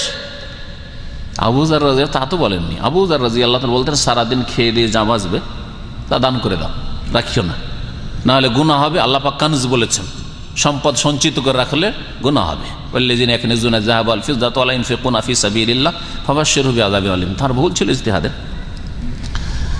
তারপর ইজতিহাদের যোগ্যতা হয়তো তারা সাহাবী। আর আজকে যদি কেউ বলে যে আমি হেলাল মোল্লা, 5 বছর 10 বছর আমি ইসলামিক সেন্টারে পড়ছি, সুতরাং আমি একটা নতুন ফতোয়া দেওয়া শুরু করব। 8-10 বছর মাদ্রাসায় পড়েছি, সুতরাং আমি নতুন ফতোয়া দেওয়া শুরু করবো, যা উম্মতে 1400 বছর ধরে দেয়নি। তো এটা উচিত নয়। কোথায় সাহাবী, হ্যাঁ, আর কোথায় আপনি? হ্যাঁ, অবশ্যই চিন্তা করতে হবে। তো যাই হোক, ইখতিলাফ থাকলেও নবী করিম সাল্লাল্লাহু আলাইহি ওয়াসাল্লামের মহব্বতে ভালোবাসা, নবী সাল্লাল্লাহু আলাইহি ওয়াসাল্লামের অনুসরণ আমাদেরকে একমত হতে হবে। নবী সাল্লাল্লাহু আলাইহি ওয়াসাল্লামের সাহায্য করবেন আপনি নবীর অনুসরণ করে, জীবনের প্রত্যেকটি ক্ষেত্রে নবীর অনুসরণ করবেন। আজকে যদি ব্যক্তি জীবনে কিছু অনুসরণ থাকে, মানে 5 ওয়াক্ত নামাজি, তো অনেক সময় জামাতের পরোয়া নাই, জামাতে নামাজ পড়েন না, জামাতে নামাজ পড়েন না, তাহলে কোথায় নবীর অনুসারী? অথচ নবী করিম সাল্লাল্লাহু আলাইহি ওয়াসাল্লাম নামাজে বিলম্ব হলে পেরেশান হয়ে যেতেন। আরে না ইয়া বেলাল, আরে না বিহা ইয়া বেলাল, হে বেলাল আমাকে শান্তি দাও নামাজ দিয়ে, তাড়াতাড়ি নামাজের আজান দাও, কি নামাজের সময় হয়নি নাকি? পেরেশান হয়ে যেতেন। ও জুইলাত কুররাতু আইনি ফিস সালাহ, নামাজ পড়লে আমার চক্ষু ঠান্ডা হয়। আর আজকাল ভোগ বিলাস লম্বা ঘুম দিলেই চক্ষু ঠান্ডা হয়। ঘুমের কোনো স্টপেজ নেই, একেবারে চলছে। রাত্রে ঘুমিয়ে আবার সকালে ঘুমিয়ে, বৃহস্পতিবার যদি ছুটি পান, শুক্রবার ছুটি পান, ঘুম দিতে দিতে এসে আমি বহু ভালো মানুষ, ইসলামিক ভালো মানুষ মানে এইরকম ভালো মানুষ, ইসলামিক সেন্টারে আসেন, দর্শ শোনেন, আর দেখি জায় নামাজ নিয়ে জামা মসজিদ নামাজ পড়তে যাচ্ছে। আমার তো আশ্চর্য লাগে এটা, যে আপনি ইসলামিক সেন্টারে এসে শিখেন আর জায় নামাজ নিয়ে মসজিদে যাচ্ছেন, মানে তার মানে আপনি এই অবস্থায় যাচ্ছেন যে আমি মসজিদের ভিতরে জায়গা পাবো না। আপনার ডিমেরও হকদার না। ডিম বুঝেন তো, যে জুমার দিনে কয়েকটা স্তর আছে, 5 পর্যন্ত সম্ভবত, তো 5ম শ্রেণীর লোক যারা হবে তারা ডিম সাদকা করার নেকি পাবে। আর যে জায় নামাজ হাতে নিয়ে যাচ্ছে, যে মসজিদের বাইরে কোথাও রোদ্রে নামাজ পড়ে তাড়াতাড়ি টান দিব, তাহলে ও তো ডিমও পাবে না, ঘোড়ার ডিম পাবে। ডিম সাদকার নেকি পাবে না, ঘোড়ার ডিম পাবে, জিরো, কিছুই পাবে না। চিন্তা করেন এই অবস্থা কেন থাকবে? ফজর পরে শুইলেন আর 10:30 11টায় উঠে তাড়াতাড়ি করে এখন দৌড় দিচ্ছেন কেন? 9টায় উঠা যায় না? ডিউটির দিনে কি করে আপনি 8:30 9টায় 7টায় উঠতে পারছেন? তাহলে ওটা আপনাকে কতটুকু নবীর আপনি অনুসরণ করেন আপনি নিজে চিন্তা করুন। আপনি তারপরে অনেকে নামাজ পড়ে, মালিকের খাতায় নামাজ পড়ে, কফিলের টাইম হলে নামাজ পড়ে, মাগরিব এসা ঠিক আছে, আজান হইতে এক দোকান বন্ধ করে একেবারে এসে আবার সুন্নত পড়তে পড়তে ওইদিকে 10-5টা কাস্টমারও ছুটে যাচ্ছে, তারপরে সুন্নত ছাড়বে না, কারণ কফিলের টাইম এটা। আর জোহরটা নিজের টাইম, গিয়ে ভাত রান্না করছে। বহু লোক আছে নিজের টাইম সেজন্য ভাত রান্না করছে, আসরটা নিজের টাইম সেজন্য শুয়ে আছে, খেয়ে দিয়ে ঘুমাচ্ছে, ঘরেই নামাজটা পড়বে, জামাত ছেড়ে পরে নামাজ পড়বে। তাহলে ইত্তেবায়ে নবী কোথায়? নবীর অনুসরণ কোথায়? সুবিধাবাদী। আজ পর্যন্ত অনেক নামাজিকে পারা গেল না যে টাকনার নিচে কাপড় গেলে জাহান্নামে যাবে। এটা নবীর হাদিস নয়, নবীর হাদিস নয়। তা আপনাকে যদি বলি যে আপনি এই নবীর হাদিস সম্পর্কে আপনার ভূমিকাটা কি, হয় মানবো না হয় মানবো না, দুইয়ের এক না, না মাঝামাঝি একটা কিছু আছে? মানবো, তাহলে তো আপনি জাহান্নাম থেকে বাঁচলেন। আপনি টাকনার উপরে কাপড় উঠিয়ে নেন, কাটেন তাড়াতাড়ি টেলারের কাছে গিয়ে, আর টাকনার উপরে কাপড় উঠিয়ে নেন। সারা দুনিয়া আপনাকে অভদ্র বলুক, ফাস্তাবে মা তুমার, আল্লাহর পক্ষ থেকে আদেশ হয়েছে খোলাখুলি তুমি পড়ো, এই ইসলামিক লেবাস পড়ো। ও আরে জানিল মুশরিকিন, এ পাপিষ্ট মুশরিকদের থেকে মুখ ফিরে নাও, কে কি বলছে দেখো না। এটা হওয়া উচিত নয়? তাহলে দুইয়ের এক হওয়া উচিত, হয় নবীর অনুসারী। নবী করিম সাল্লাল্লাহু আলাইহি ওয়াসাল্লাম বলেছেন মা আসফালা মিনাল কাবাইনি মিনাল ইজারি ফিন্নার, টাকনার নিচে কাপড় গেলে জাহান্নামে যায়, আমি জাহান্নামে যাব না, আমি নামাজ পড়ছি। জান্নাতে যাওয়ার জন্য। আমি হজ করছি 4000 5000 রিয়াল খরচ করে জান্নাতে যাওয়ার জন্য। সুতরাং আমি টাকা না নিচে কাপড় নিয়ে জাহান্নামে যাব না। হয় নবীর অনুসারী হন, আর না হলে আর একটা ওর উল্টো হয়। আর মাঝামাঝি আজকালকার মুসলিম মাঝামাঝি, ওকে যদি বলেন কি আপনি নবীর বিরোধী, কখনো না, আপনি তো বিরোধী, টাকা না নিচে কাপড়, এই তো কাবিরা কোনো। নবী বলছেন জাহান্নামে যাবে, এই তো আর এমন ব্যাপার না যে তোমার স্বাস্থ্যের ক্ষতি হবে, সুতরাং সাবধান, এমন তো এ কথা নেই এখানে। তুমি যদি না করো তাহলে এটা না করো তো ভালো, এই কথা বলেছেন নবী করিম সাল্লাল্লাহু আলাইহি ওয়াসাল্লাম। লাম ইয়ানজুরিল্লাহু ইলাইহি ইয়াওমাল কিয়ামতের দিন আল্লাহর রহমতের নজরেই দেখবে না যারা এইভাবে টাকা নিচে কাপড় লটকাবে। নবীর হাদিস নয় এগুলো, সেই হাদিস। তা নবীর অনুসরণ মানে 2-4টি বিষয় নয় আসলে। নবীর অনুসরণ মানে পুরো জীবনে, ব্যক্তি জীবনে যদি কাপড় ঠিক না হয়, তাহলে আবার পারিবারিক জীবনে, স্বামী স্ত্রীর জীবনে, ছেলে মেয়েদের জীবনে, নবী করিম সাল্লাল্লাহু আলাইহি সাল্লামের সিরাত, নবী করিম সাল্লাল্লাহু সাহাবায়ে কেরামদের আদর্শের বাস্তবায়ন, এই ক্ষেত্রে আপনার নবীর অনুসরণ চিন্তা করতে হবে না? অনেক ভাইরা রয়েছেন 5 ওয়াক্ত নামাজি, বাইরে পর্দা করে, কিন্তু বেশ কিছু বন্ধু বান্ধব আছে, ঘনিষ্ঠ বন্ধু বান্ধব, তাদের সাথে তাদের স্ত্রীদের কোনো পর্দা নেই, কোনো অসুবিধা নেই। সামনে বসে আসে, বন্ধু এসছে, এগুলো বন্ধু মানে পরিচিত বন্ধু, এগুলো বন্ধুর কাছে এসে অভ্যাস আছে, সুতরাং এখানে আর পর্দা নেই। এমন বিষয় তো ইসলামে নেই যে আমার সামনে আপনার বিবির এসে অভ্যাস নাই, অথবা আমি শেখ সেই জন্য আমার সামনে আপনার স্ত্রী আসতে লজ্জা পাই, কিন্তু আর একজন লোক আপনার আগে থেকে ওই ছাত্র জীবন থেকে বন্ধু, সেই জন্য আপনার সামনে আপনার স্ত্রী আসবে। এটা তো নবীর অনুসরণ হলো না। এই যদি উদাহরণ দিতে থাকি একটা করে, বহু বিষয় রয়েছে। আমরা আমাদের ব্যক্তি জীবন, পারিবারিক জীবনে আমরা ইসলাম কায়েম করতে পারছি না, আর আমরা ওই রাষ্ট্রনীতির কথা স্বপ্ন দেখছি। আমরা স্বপ্ন দেখছি যে এখান থেকেও পশ্চিমা দেশে গিয়ে ওই কাফের জালেম, যেই কাফের জালেম নবীর এই ফিল্ম করেছে তার খবর নেব। ওই সব দেখে হবে? এখান থেকে শুরু করেন, এখান থেকে শুরু করেন, আপনার ব্যক্তি জীবন থেকে শুরু করেন, পারিবারিক জীবন থেকে শুরু করেন। খাঁটি মুসলিম হয়ে যাবেন, তখন নবী করিম সাল্লাল্লাহু আলাইহি ওয়াসাল্লামের একটি বৈশিষ্ট্য হচ্ছে নসিরতু বির-রুবে মাসিরাতা শাহরিন। সহিহ বুখারীর হাদিস, আমাকে সাহায্য করা হয়েছে শত্রুর ওপর, ইহুদি নাসারার ওপর, পত্তলিকের ওপর, মুশরিক কাফেরের ওপর, আল্লাহর দ্বীনের শত্রুর ওপর মাসিরাতা শাহরিন, 1 মাসের দূর থেকে। তার মানে কি 1 মাস লাগবে আপনাকে পৌঁছিত ওই কাফেরের কাছে, তারপরে ওই কাফের ভয়ে কাঁপছে আপনার ভয়ে। এটা রাসূলুল্লাহ সাল্লাল্লাহু আলাইহি সাল্লামের বৈশিষ্ট্য, রাসূলের খাঁটি উম্মতের বৈশিষ্ট্য। আপনি যখন ওই রকম সত্যি খাঁটি মুসলমান হয়ে যাবেন, আপনি, আপনার স্ত্রী, আপনার ছেলে মেয়েরা, তখন আপনাকে, আপনার পরিবারকে, আপনার মতো মুসলিমকে ওই কাফের 1 মাসের দূর থেকে ভয় করবে। 1 মাসের দূরত্ব আছে, তারপরে ভয় করবে তারা। ওয়াদা আল্লাহ পাক রব্বুল আলামিনের, এটা নবীর বৈশিষ্ট্য। আল্লাহ পাকের ওয়াদার খেলাফ হবে না কখনো, কিন্তু ওই রকম মুসলিম হইতে হবে। কখনোই সাহস হইতো না, কখনোই সাহস হইতো না, কিন্তু যা ভালো করে বুঝতে পারছে যে এসব করলে আমার কিছুই করতে পারবে না। কখনো ডাকাতের বাড়ি ডাকাতি হয় না, কারণ জানে যে ডাকাতের বাড়ি ডাকাতি করলে আমার খবর আছে। সুতরাং আমরা যদি সত্যিকার, তার মানে বলছে না শুধু দুনিয়ার শক্তি, আসল হচ্ছে ইমানি শক্তি। আমাদের যদি ইমানি শক্তি মজবুত হয়ে যায়, তাহলে দুনিয়ার শক্তি চলে আসবে। অনেকে শুধু দুনিয়ার দিক থেকে শুধু চিন্তা করেন, বস্তুবাদী ওরা, ওদেরকে বলা হয় বস্তুবাদী। বস্তুবাদী কি না, আমাদের কাছে ওই রকম উন্নত অস্ত্র নেই, আমাদের কাছে ওই রকম যোগ্যতা নেই, আমাদের কাছে ওই রকম ক্যাপাসিটি নেই, এসব কথাবার্তা, এসব মিথ্যা কথা। আল্লাহ এসব কথা কোরআনে কারীমে বলেননি, বলেছেন ওয়া আনতুমুল আ'লাউনা ইন কুনতুম মুমিনিন। আল্লাহ বলছে ইয়াবুদুনানি লা ইউশরিকুন, তোমাদেরকে খেলাফত দেব, যে খেলাফত কাফেররা ছিনিয়ে নিয়েছে, ইহুদি নাসারারা। ইন কুনতুম কি আল্লাহ বলেছেন, লা ইয়াবুদুনানি, আমার ইবাদত করবে, আমার সাথে শিরিক করবে না। খবরদার, লা ইউশরিকুনা বিশাইআন, কোনো কিছুকে শরীক করবে না আমার সাথে। কবর মাজারের সংখ্যা মন্দিরের চাইতে বেশি, চার্চের চাইতে বেশি, আর তারপরে বলছেন আল্লাহ সাহায্য করবেন, আল্লাহ খেলাফত দেবেন। কেন আল্লাহ খেলাফত দেবেন? খেলাফতের যোগ্যতাই নেই তো আমাদের। নবী করিম সাল্লাল্লাহু আলাইহি সাল্লামের অনুসরণ সম্পর্কে, নবী সাল্লাল্লাহু আলাইহি সাল্লামের আনুগত্য, নবীকে মানার ক্ষেত্রে বহু কোরআন হাদিসের দলিল আছে, যেগুলি বলার সময় নেই, সময় প্রায় শেষের দিকে।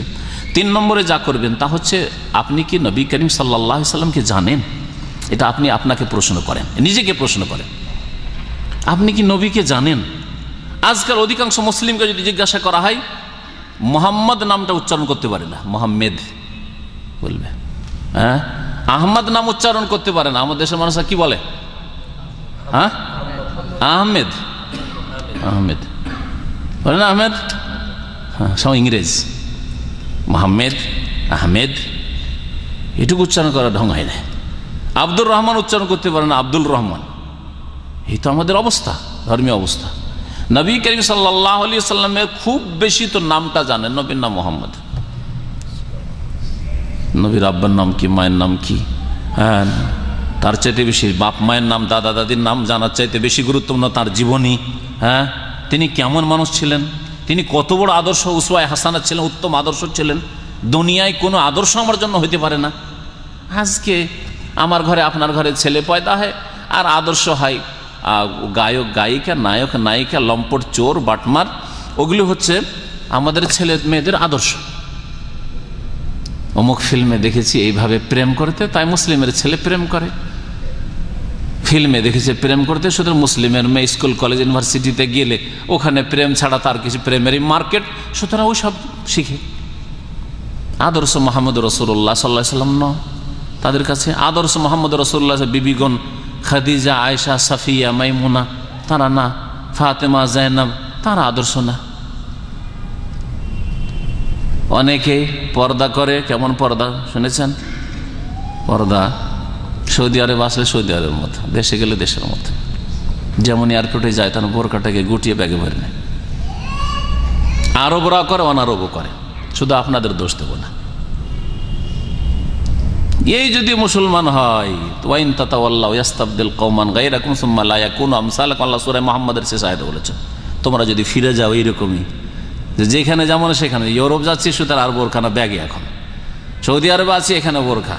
হ্যাঁ, সৌদি আরবে থাকলে আমাদের এক মদিনার ছাত্র ছিল, তো রসিকতা করে বলতো সৌদি আরবে থাকলে ঢাকা আর বাংলাদেশে গেলে খুলনা।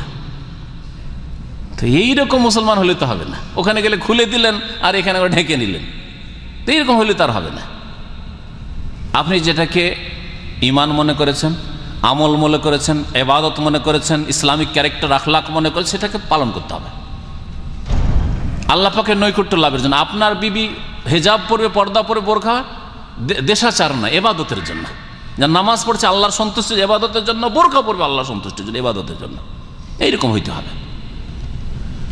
আর আপনার কাছে যে মাহরাম নয়, মাহরাম নয় সে, যার সাথে স্থায়ী বিবাহ হারাম নয়, যতই ঘনিষ্ঠ বন্ধু হোক না কেন, আমার একেবারে ক্লাস 1-এর বন্ধু হোক না কেন, ভাই তোর সাথে বন্ধু। হ্যাঁ, যখন আমি ছোট ছিলাম তোর মা বোনের কোলে চড়েছি, অসুবিধা নেই, কিন্তু এখন আমি বড় হয়েছি, তুইও বড় হয়েছিস, সুতরাং তোর বিবিকে আমি দেখবো না, আমার বিবিকে তোর দেখা চলবে না। ক্লিয়ার কথা বলার সাহস হয় না? এতটুকু সাহস হয় না তো ওই বড় স্বপ্ন কি করে দেখবেন যে ওই কাফেরকে ধরবো, হ্যাঁ এই করব সেই করব, সব করে লাভ আছে? এতটুকু সাহস, চোখ লজ্জা লাগে, কি করে বলবো, ছোট থেকে এইরকমই চলে আসছি একাকার হয়ে। ওর মা বোন সবার কাছে বসে একসাথে বসে খেয়েছি, তাদের চুলার কাছে বসে খেয়েছি, আর কি করে বলবো যে তোমার আমার ওয়াইফকে দেখতে দেবো না? এই হলো আজকাল মুসলিমদের অবস্থা, আমাদের সমাজের কথা বলছি। এইরকম হিজাব নাই। দিনের প্রত্যেকটি ক্ষেত্রে নবী করিম সাল্লাল্লাহু আলাইহি সাল্লামের অনুসরণ হইতে হবে। যাই হোক, আমি চলে এসেছিলাম 3 নম্বরে, সেটা হচ্ছে নবী করিম সাল্লাল্লাহু আলাইহি সাল্লাম সম্পর্কে আপনার জানা আছে কি না। নবী সাল্লাল্লাহু আলাইহি সাল্লাম উত্তম আদর্শ, তাহলে উত্তম আদর্শ কেমন আপনাকে শিখতে হবে। প্রথম আপনাকে আগে শিখতে হবে। আপনি জানেন না আজকাল কিছু লোকের আছে, এখান থেকে একটা সিডি ক্যাসেট নেই 2-4টা, অথবা বই নেই, বই নিয়ে সরাসরি দেশে পাঠায়। মানে ও নিজে জানবে না, সব দেশের লোককে জানাবে, নিজের বংশধরকে জানাবে, ওর হয়ে গেছে, শিখা হয়ে গেছে, ফারিগ হয়ে গেছে। না, এরকম হলে হবে না। প্রথম রাসূলুল্লাহ সাল্লাল্লাহু আলাইহি সাল্লামের জীবনী সম্পর্কে জানতে হবে এবং জেনে তা পালন করতে হবে, কারণ উত্তম আদর্শ একমাত্র রাসূলুল্লাহ সাল্লাল্লাহু আলাইহি সাল্লাম।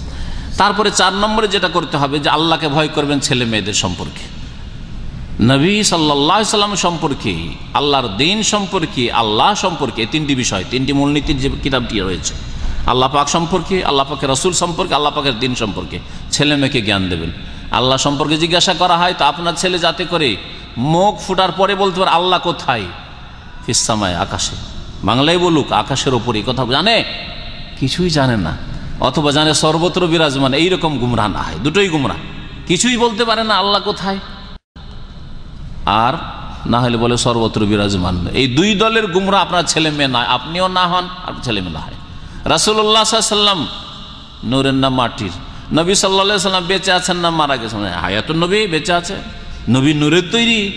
এইরকম গুমরাহও না হয়। আর তা তো বলতে পারি না ভাই, ওইসব তো আমরা জানি না। আমরা স্কুল কলেজে পড়াশোনা করেছি, আর কি বা জানবো? আমার আব্বা তো আমার ছোট থেকে স্কুল কলেজে দিয়েছেন, তার কি জানবো? এইরকম মুসলমান হলে নবীর সাহায্য করলেন না আপনি। নবী করিম সাল্লাল্লাহু আলাইহি ওয়াসাল্লাম সম্পর্কে আপনার ছেলে মেয়েদেরকে জ্ঞান দিতে হবে, তাহলে ওই ছেলে মেয়ে কাজে আসবে, আপনার দুনিয়াতেও কাজে আসবে, আখিরাতেও কাজে আসবে। এই ক্ষেত্রে আলোচনা করতে গিয়ে আরেকটা কথা বলবো, সেটা হচ্ছে যে আমরা অনেক সময় আল্লাহর দ্বীনের শত্রুদের প্রতিবাদ করতে গিয়ে বাতিল দিয়ে বাতিলকে মুছে ফেলার চেষ্টা করি। এটা তরিকা ঠিক না। বাতিলকে বাতিল দিয়ে মুছে ফেলার চেষ্টা করবেন না, নিশ্চিহ্ন করার চেষ্টা করবেন না। এটাকে এইভাবে বুঝেন যে পেশাব যদি লাগে কাপড়ে, তাহলে পেশাব দিয়ে কি পেশাব ধোয়া যাবে? পায়খানা যদি লেগে থাকে তো পেশাব দিয়ে ধুইবেন, কি দিয়ে ধুইবেন? পানি। চেষ্টা করবেন যেখান থেকেও পানি না হয়, আল্লাহ মাটি বলেছেন, তাও বলেছেন সাইদান্তে পাক মাটি আল্লাহ বলেছেন, তাই না? তায়াম্মুমের ক্ষেত্রে তাহলে বোঝা গেল যে পানি পাক আর মাটি পাক। পানি যদি না পাও তাহলে পাক মাটির খোঁজ করো।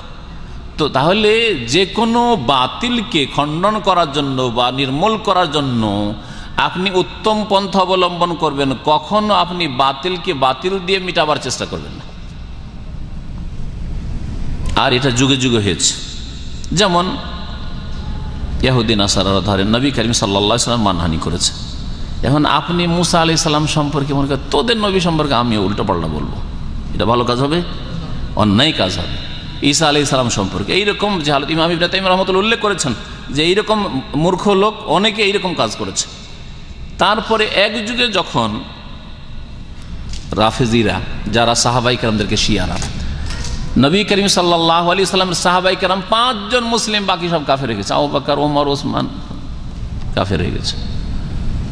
যখন এইরকম করলো তখন কিছু জাহেল মূর্খ সুন্নিদের মধ্যে ছিল, এরা বলে তোরা আবু বকর ওমরকে কাফের বলবি? আরে উম্মতের 1 নম্বর ব্যক্তি যিনি, তাকে কাফের বলবি? তখন আলী সম্পর্কে তারা উল্টো পাল্টা কথা বলে মানহানি করলো। এটা হচ্ছে পেশাব দিয়ে পেশাব দূর করার চেষ্টা করা। হ্যাঁ না, এটা তরিকা আমাদের না, এটা তরিকা আমাদের না। এর মধ্যে হচ্ছে যেটা শরীয়তে জায়েজ নয় সে পথ অবলম্বন করবো না। এমন কাজ করব না যে ছোট একটা শরীরে ফুসড়ি আছে সেটা মারতে গিয়ে বড় একটা ঘা করে দিলেন। যেমন উদাহরণস্বরূপ যদি কেউ আবেগে আসে আর আসার পরে বলে যে এই ব্যক্তি রাসূলুল্লাহ মানহানি করেছে ওকে আমি খুন করব, এটা বর্তমান পরিস্থিতিতে আপনার লাভের চাইতে ক্ষতি অনেক বেশি করবে। সুতরাং এই বাতিলকে মুছে ফেলার জন্য আরেক বাতিলকে আপনি ব্যবহার করবেন না। এই ক্ষেত্রে যে উত্তম পন্থা রয়েছে, কোরআন এবং হাদিসে যার অনুমতি রয়েছে সেই পথ অবলম্বন করবেন। তার একটি হচ্ছে উত্তম পথ অবলম্বন করা, পায়ের তলা থেকে মাটি টেনে নেওয়ার চেষ্টা করা, এটা হচ্ছে উত্তম পন্থা। এগুলি যা বললাম, তারপরে আরেকটা যে কাজটা করবেন সেটা হচ্ছে ইহুদি নাসারাদের পায়ের তলা থেকে মাটি কেমন করে টানবো। কোনো মানুষের পায়ের তলা থেকে যদি মাটি টেনে নেন তাহলে কি হবে বলেন? লোকটা আষাঢ় খেয়ে পড়ে যাবে, আপনার কাছে পরাজিত হবে, তাই না?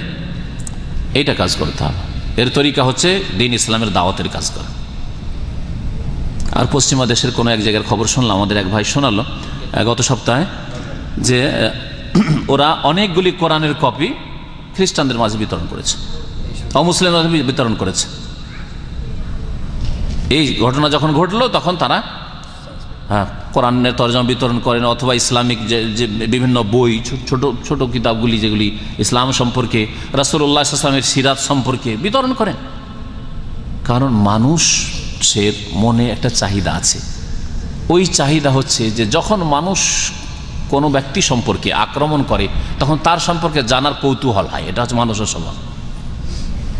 এই লোকগুলি আছে সব এমনি নর্মাল আসছে চলে যাচ্ছে, কোনো ব্যাপার নাই, তাই না?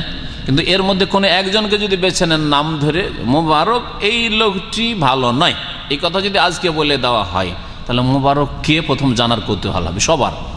সবাই জানতে চান মোবারক লোকটা কে, তাহলে চিনবে, সবাই চিনে গেল, অথচ কেউ চিনত না হয়তো। তো এই ইহুদির অবস্থা এরকম। এইরকম ইসলামের শত্রু সালমান রুশদি, তাসলিমা নাসরিন, এগুলির অবস্থা এরকম হয়েছে। আমরা চিনিয়ে দিয়েছি, আর কোনো প্রয়োজন ছিল না, এই নাপাকগুলিকে চেনাবার কোনো প্রয়োজন ছিল না। এদের পায়ের তলা থেকে মাটি টানার চেষ্টা করতে হতো ইসলামের দাওয়াত দিয়ে। এই অবৈধ তরিকা মিছিল করে আর ভাঙচুর করে আর এই সেই করে ঘেরাও করে, দূতাবাস ঘেরাও করো, এই করো সেই করো, এই করে একেবারে তাদেরকে ফেমাস করে দিয়েছে। অন ইসলামিক তরিকা অবলম্বন করার জন্য এই লোকগুলি, নাপাক লোকগুলি এখন মানুষের কাছে, পাপিষ্টদের কাছে এইগুলি হিরো হয়ে গেছে, এই জিরোগুলি হিরো হয়ে গেছে। তো মানুষ যখন নবী করিম সাল্লাল্লাহু আলাইহি সাল্লাম সম্পর্কে তারা এরকম করেছে, তখন ইহুদি নাসারাদের জানার একটা ইচ্ছা হবে, বিশেষ করে তাদের মহিলা সমাজ। পশ্চিমা দেশে মহিলারা কিন্তু ইসলাম বেশি কবুল করছে, সুতরাং তাদের মধ্যে ইসলামের দাওয়াতের কাজ করেন, ইসলামিক বই, ইসলামিক ক্যাসেট যারা ওই সব দেশে আছে বা ওই সব দেশে পৌঁছাতে পারবে, আত্মীয় স্বজন আছে, ওই সব দেশে দাওয়াতের কাজ করেন। তারপরে দেখবেন ধীরে ধীরে ধীরে ধীরে দেখা যাবে আজকে 10 বছরে না হয় 50 বছরে দেখা যাবে যেই দেশে সংখ্যালঘু মুসলিম ছিল সেখানে সংখ্যাগরিষ্ঠ হবে, অবশ্যই হবে। খ্রিস্টানরা গ্রামে গ্রামে, পল্লী গ্রামে গিয়ে, বাংলাদেশের ভারতের পল্লী গ্রামে বনে জঙ্গলে গিয়ে তারা ক্রিশ্চিয়ানিটির প্রচার করছে, জানেন, আপনাদের কাছে খবর আছে, বনের মধ্যে জঙ্গলের মধ্যে গিয়ে। জি, আপনাকে আমাকেও করতে হবে, এই দাওয়াতের কাজে অংশ নিতে হবে। আর যার মাধ্যমে ওদের খ্রিস্টান জনসংখ্যা যখন আমরা ইসলামের মধ্যে নিয়ে চলে আসতে পারে, তারাই খাঁটি মুসলিম, ওরাই ওদের খবর নেবে, ওই জালেমদের খবর ওরাই নেবে। তো এইভাবে নিশ্চিন্ন হয়ে যাবে। আল্লাহ পাক রব্বুল আলামিন এই পথ অবলম্বন, দাওয়াতের পথ অবলম্বন করতে বলেছেন। আর একটা বলে শেষ করব, সেটা হচ্ছে যে আর্থিক বয়কট করা। নবী করিম সাল্লাল্লাহু আলাইহি ওয়াসাল্লামের সাহায্য করব, দ্বীনে ইসলামের সাহায্য করব, মুসলিমদের সাহায্য করব আর্থিক বয়কট করে। সিরিয়ার মুসলিমদের সাহায্য করব, বর্মার মুসলিমদের সাহায্য করব আর্থিক বয়কট করে। যেই আর্থিক বয়কট করলে ওই দেশগুলি কোণঠাসা হইতে পারে, ওই দেশের মানুষরা কোণঠাসা হইতে পারে, ওই দেশের শক্তি দুর্বল হইতে পারে, এইরকম চেষ্টা করব। যেই জাতি আক্রমণ করেছে নবী সাল্লাল্লাহু আলাইহি ওয়াসাল্লামের ওপর, যেই জাতি আক্রমণ করেছে মুসলিমদের উপর, জুলম অত্যাচার করেছে, তারা যাতে করে দুর্বল হয়, এর জন্য এই পথ অবলম্বন করতে হবে। এটা বৈধ পথ। নবী করিম সাল্লাল্লাহু আলাইহি ওয়াসাল্লাম এটা করেছেন, সাহাবারা করেছেন। এটা বেচার ক্ষেত্রে হইতে পারে আর খরিদ করার ক্ষেত্রে হইতে পারে, দুই ক্ষেত্রে হইতে পারে। যেমন ধরে নেন উদাহরণস্বরূপ যে বর্মায় বাংলাদেশ থেকে এমন কিছু পণ্য যায় যেগুলি না গড়লে সেখানকার লোকের চলাফেরা মুশকিল, দেব না, এগুলি আর পাঠাবো না, মুসলিম দেশ আমরা পাঠাবো না, এগুলো তোমাদের কাছে রফতানি করব না, কোণঠাসা করেন ওদেরকে। আর যেগুলি কিনছিলাম লাখ লাখ কোটি কোটি টাকা আমাদের কাছ থেকে তার আমদানি করছিল, ওরা কিছু পাঠায় যেগুলিতে আমদানি করে, তোমাদের নেব না, অন্য দেশ থেকে নেব না, বর্মা থেকে নেব, আপনার মালয়েশিয়া থেকে নেব, ইন্দোনেশিয়া থেকে নেব, তুরস্ক থেকে নেব, মুসলিম দেশ থেকে নেব, পাকিস্তান থেকে নেব। এইভাবে এটা তো বড় কথা হলো, দেশব্যাপী কথা হলো, বড় বড় ব্যবসায়ীদের কথা হলো। আমরা ছোটোখাটো মানুষ, বড় ব্যবসায়ী না। কমপক্ষে আপনার জীবনে, আমার জীবনে আমরা এটা করতে পারবো। মার্কেটে যাচ্ছেন, আর যাওয়ার পরে একটা জিনিস অনেক দেশ থেকে আসে, ধরেন জৈতুন তেল, একটা উদাহরণ, জৈতুন তেল এখানে মুসলিম দেশ থেকে অমুসলিম দেশ থেকে আসে। যারা কেনেন কখনো চিন্তা করে দেখেছেন? অধিকাংশ লোকদেরকে দেখে দেশে জৈতুন তেল নিয়ে যান, ইটালির নিয়ে যান অথবা স্পেনের নিয়ে যান, অথচ তুরস্কের আছে, হ্যাঁ, সিরিয়ার আছে। কোথায় কোথায় আপনার এই চেতনাটা কেন হচ্ছে না? কোথায় দিন ইসলামের সাহায্য করছেন আপনি? কত টাকা আপনার কাছ থেকে ইনকাম করছে, আপনাদের মতো লোকের কাছ থেকে ইনকাম করছে তারা। 1973 যেমন পেট্রোল বন্ধ করায় তাদের অবস্থা খারাপ হয়ে গেছিল, ওইসব দেশগুলি, যেসব দেশগুলি ইসরায়েলের সাথ দিয়েছিল। তাহলে এইভাবে আমরা ওই পেট্রোলের স্বপ্ন দেখতে পারবো না, কিন্তু আমরা এই স্বপ্ন দেখতে পারবো। আমরা মার্কেটে যাই, দেখি ধরেন বাটার কিনবেন, বাটার আমি দেখি যে এটা ডেনমার্ক, এটা হচ্ছে আপনার মুসলিম দেশে, সৌদি আরবে, সৌদি আরবটা নেব, কুয়েতের আছে কুয়েতেরটা নেব, বাহরাইন আছে বাহরাইনের নেব।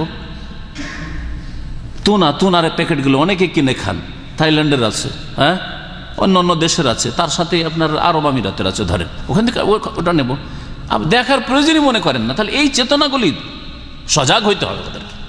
বাজারে গিয়ে মুসলিম প্রোডাক্ট আমরা খরিদ করব আর মুসলিমদের কাছে বিক্রি করব অমুসলিমদের। যদি দেখি যে এদের কাছে বিক্রি করে ওরা লাভবান হবে, আমরা বেশি লাভবান হব না, তাহলে বিক্রি করবো না ওদের কাছে, তাদের কোণঠাসা করতে পারবো।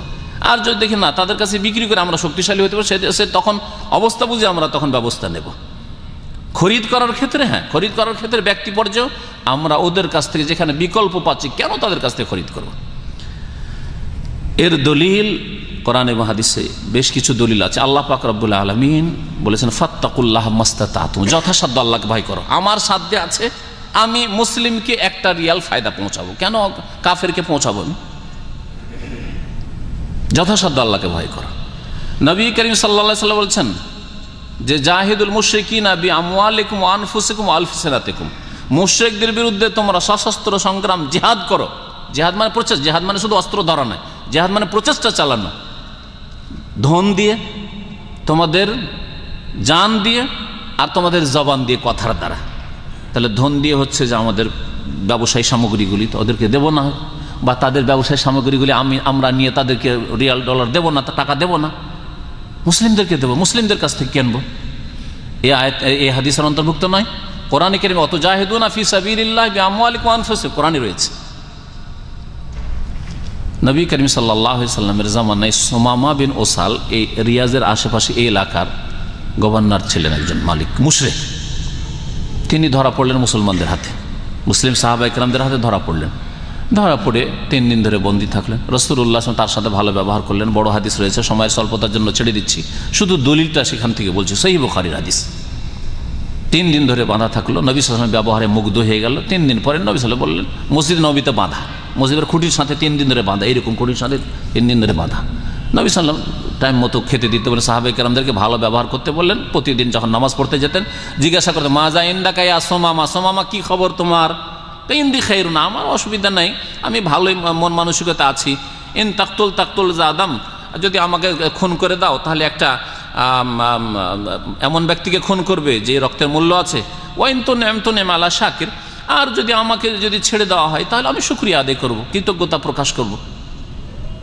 ওয়াইন তরিদুল মাল, আর যদি মুক্তিপণ চান, ধন সম্পদ চান, তাহলে যা চান তাই দেওয়া হবে। কত টাকা চান আপনি আমাকে মুক্ত করার জন্য? নবী সাল্লাল্লাহু আলাইহি ওয়াসাল্লাম শুনতেন আর 3 দিন ধরে চুপ থাকতেন। 3 দিন পরে বলেন আতলিকু সুমামা, সুমামাকে ছেড়ে দাও। ছেড়ে দেওয়ার পরে ওই লোক গেল, যাওয়ার পরে একটা কুয়া খুঁজলো, গোসল করলো, গোসল করে এসে মসজিদে নবীতে ঢুকলেন। নবী সাল্লাল্লাহু আলাইহি ওয়াসাল্লাম বসে আছেন, বলছে আশহাদু আল্লা ইলাহা ইল্লাল্লাহ ওয়া আশহাদু আন্না মুহাম্মাদান আবদুহু ওয়া রাসূলুহু। কালেমা পড়ে মুসলমান হয়ে গেল। ইয়া রাসূলুল্লাহ, তারপরে বক্তব্য শুনে, ইয়া রাসূলুল্লাহ, এর পূর্বে, এই কালিমা পড়ার পূর্বে, মুসলিম হওয়ার পূর্বে সবচাইতে বড় শত্রু আপনি ছিলেন, সবচাইতে খারাপ চেহারা আপনার চেহারাটি আমার কাছে দুনিয়াতে ছিল। এখন সবচাইতে আহাব্বুল ওজুহ, সবচাইতে প্রিয় চেহারা মুহাম্মদুর রাসূলুল্লাহ আপনার চেহারা, ইয়া রাসূলুল্লাহ। এখন আপনি হুকুম করেন, আপনার বিনা হুকুমে আমার এলাকা থেকে এই আল খারজ, এই সব এলাকায় গম হইতো, এই এলাকা থেকে মক্কায় গম যায়। তখন মক্কা বিজয় হয়নি, মক্কার লোক এখন মুশরিক হয়ে আছে, আপনার শত্রু হয়ে আছে। এই দারুল হার মক্কায় আমি একটি গমের দানা পর্যন্ত পাঠাবো না, একটি গমের দানা পর্যন্ত পাঠাবো না, হাত্তা ইয়াজানা ফিহি রাসূলুল্লাহ সাল্লাল্লাহু আলাইহি ওয়াসাল্লাম, যতক্ষণ পর্যন্ত রাসূলুল্লাহ সাল্লাল্লাহু আলাইহি ওয়াসাল্লাম অনুমতি না দিবেন। বুখারীতে এতটুকু আছে। বাইহাকি, ইমাম বাইহাকি রাহমাতুল্লাহ তার কিতাব দালাইলুন নবুয়াতে আরো একটু বিস্তারিত উল্লেখ করেছেন। তারপরে তিনি ফিরে আসলেন ওখান থেকে। আসার পরে এই আমামা এলাকার শাসক তিনি গম বন্ধ করে দিলেন, মক্কায় একটিও গম যেতে দেবো না। মক্কার লোক অনাহারে মরতে শুরু হইল। তখন মক্কার লোক দেখলো যে উপায় তো নেই, কি ব্যাপারটা কি যে সুমামা, ওই তো যে আমামার নেতা, সে তো মুসলমান হয়ে গেছে, এখন মুহাম্মদুর রাসূলুল্লাহ না বললেও তো একটা গম দেবে না আমাদেরকে। রাসূলুল্লাহ সাল্লাল্লাহু আলাইহি ওয়াসাল্লামের কাছে অনুরোধ, দরখাস্ত করলো মক্কার মুশরিকেরা, আত্মীয়তার সম্পর্ক আছে, যদি আমরা ইসলাম তোমার ধর্ম কবুল করিনি, তবে আত্মীয়তার সম্পর্ক রক্ষা করে একটু আমাদের উপর দয়া করো, আর সুমামাকে বলো যাতে করে আমাদের মক্কায় গম আসতে দেয়। রাসূলুল্লাহ সাল্লাল্লাহু আলাইহি ওয়াসাল্লাম তখন তাদেরকে বললেন যে ঠিক আছে, তোমাদের কাছে গম আসবে। সুমামাকে খবর পাঠালেন যে তুমি এখান থেকে গম আসতে দাও। তাহলে আর্থিক বয়কট করা রাসূলুল্লাহ সাল্লাল্লাহু আলাইহি ওয়াসাল্লাম সাহাবায়ে কেরাম থেকে প্রমাণিত রয়েছে। এছাড়া আরও বেশ কিছু দলিল রয়েছে। সুতরাং অন্তত আমরা মন মানসিকতার দিক থেকে এইরকম মানসিকতা তৈরি করি। তারপরে এমন কি এত দূর চিন্তা করা উচিত যে একটা বাকালায় সিগারেট বিক্রি করে না, হারাম সিগারেট, আরেকটা বাকালে সিগারেটও বিক্রি হচ্ছে, আর আপনার অন্য ভালো হালাল সামানও বিক্রি হচ্ছে। আমি এই বাকালার সাথে লেনদেন করব, এই মুদিখানার দোকানের সাথে লেনদেন করব, যেখানে এই লোকটা ধার্মিক লোক, অন্তত হারাম জিনিস বিক্রি করে না, আর এখানে হালাল হারাম সব বিক্রি করে, তার সাথে আমি লেনদেন করবো না। এতটুকু আমরা করতে পারি না? এতটুকু তো করতে পারি আমরা, চেষ্টা করা উচিত। তাহলে খোঁজ করব, আমরা খোঁজ করব। খাফজিতে আমাদের এক ভক্ত আছে, সেলুনে, শুনে রাখেন, তার সেলুনে দাড়ি মুন্ডন করা হয় না। আজকে যদি এখানে বলি তো ভাববেন যে ও তো চলবে না, পেটের ভাত হবে না, এরকম ভাববেন না আপনারা? সবচেয়ে বেশি তার সেলুন চলে। দূর দূর থেকে, শহরের আনাজ কানাজ থেকে যত ভালো মানুষরা সবাই আসে ওই লোকের কাছে যেখানে দাড়ি মুন্ডন করা হয় না। লেখা আছে এখানে দাড়ি মুন্ডন হয় না। এটাই খাফজির খবর। আর আমি আজকে থেকে 15-18 বছর আগে কাশিমে দেখেছি, কাশিমে লেখা আছে, বেশ কিছু সেলুন আছে, লেখা আছে যে এখানে দাড়ি সেভ হয় না। দূর দূর থেকে যত ধার্মিক লোকেরা আসে, কাস্টমার বেড়ে যায়, আল্লাহ রিজিকের মালিক। ভালো লোকের আমরা সাহায্য সহযোগিতা করব। তাহলে যারা এই সেলুন ব্যবসাও করছেন তারাও যদি আল্লাহর উপর তাওয়াক্কুল রাখে আর বলে না হারাম কাজ করব না, তাহলে বাঁচা যেতে পারে এবং আল্লাহ পাক উত্তম রিজিক দেবেন। আর যদি দেখা গেল যে না হয় না, ভালো মানুষ কেউ নেই, সুতরাং এই সেলুন চলবে না, সেলুন ব্যবসা অন্য ব্যবসা করে। এইভাবে আমরা অনেক গুনাহ থেকে বাঁচতে পারি এবং দিনের সাহায্য করতে পারি। ইন তানসুরুল্লাহ ইয়ানসুরকুম, তোমরা যদি আল্লাহর সাহায্য করো, আল্লাহর দিনের সাহায্য করো, আল্লাহ পাক তোমাদের সাহায্য করবেন। ওয়াইসাব্বিত আকদামাকুম, আল্লাহ তোমাদেরকে প্রতিষ্ঠিত করবেন। আল্লাহ পাক যেন আমাদের দিনের সাহায্য করার তৌফিক দান করেন। দিনের সাহায্যকারী হিসাবে আমাদের খেদমত যেন আল্লাহ পাক কবুল করেন। আল্লাহ পাক আমাদের যেন সেরকম ঈমান এবং আমল করার তৌফিক দান করেন, আমাদের ঈমান সুন্দর করার তৌফিক দান করেন, আখলাক চরিত্র সুন্দর করার তৌফিক দান করেন। ইবাদত বন্দেগীতে আল্লাহ পাক আমাদেরকে সজাগ হওয়ার যেন তৌফিক দান করেন। নবী করিম সাল্লাল্লাহু আলাইহি সাল্লামে যারা মানহানি করেছে আল্লাহ পাক তাদেরকে যেন সর্বনাশ করেন। আল্লাহ পাক রব্বুল আলামিন মুসলিমদেরকে ফিরে আসার জন্য যেন তৌফিক দান করেন তার দিনের দিকে। নবী করিম সাল্লাল্লাহু আলাইহি সাল্লামের ওপর এইরকম আক্রমণ হলে মুসলিমদের এখানে একটা টার্ন করে ফিরে আসার বড় সুযোগ রয়েছে। আল্লাহ পাক এই সুযোগ মুসলিম উম্মাকে গ্রহণ করার তৌফিক দান করেন। মুসলিম উম্মার সাধারণ অসাধারণ সর্বস্তরে সমস্ত মানুষকে আল্লাহ পাক যেন হিদায়াত দান করেন, বোঝার তৌফিক দান করেন এবং তাদের সংশোধন করে নিজের জীবনের ইসলাহ করে আল্লাহর দিকে, আল্লাহর দিনের দিকে, মসজিদের দিকে ফিরে আসার তৌফিক দান করেন। আল্লাহর দিনের খিদমতের দিকে ফিরে আসার তৌফিক দান করেন। সুবহান রাব্বিকা রাব্বিল ইজ্জাতি আম্মা ইয়াসিফুন ওয়া সালামুন আলাল মুরসালিন আলহামদুলিল্লাহি রাব্বিল আলামিন।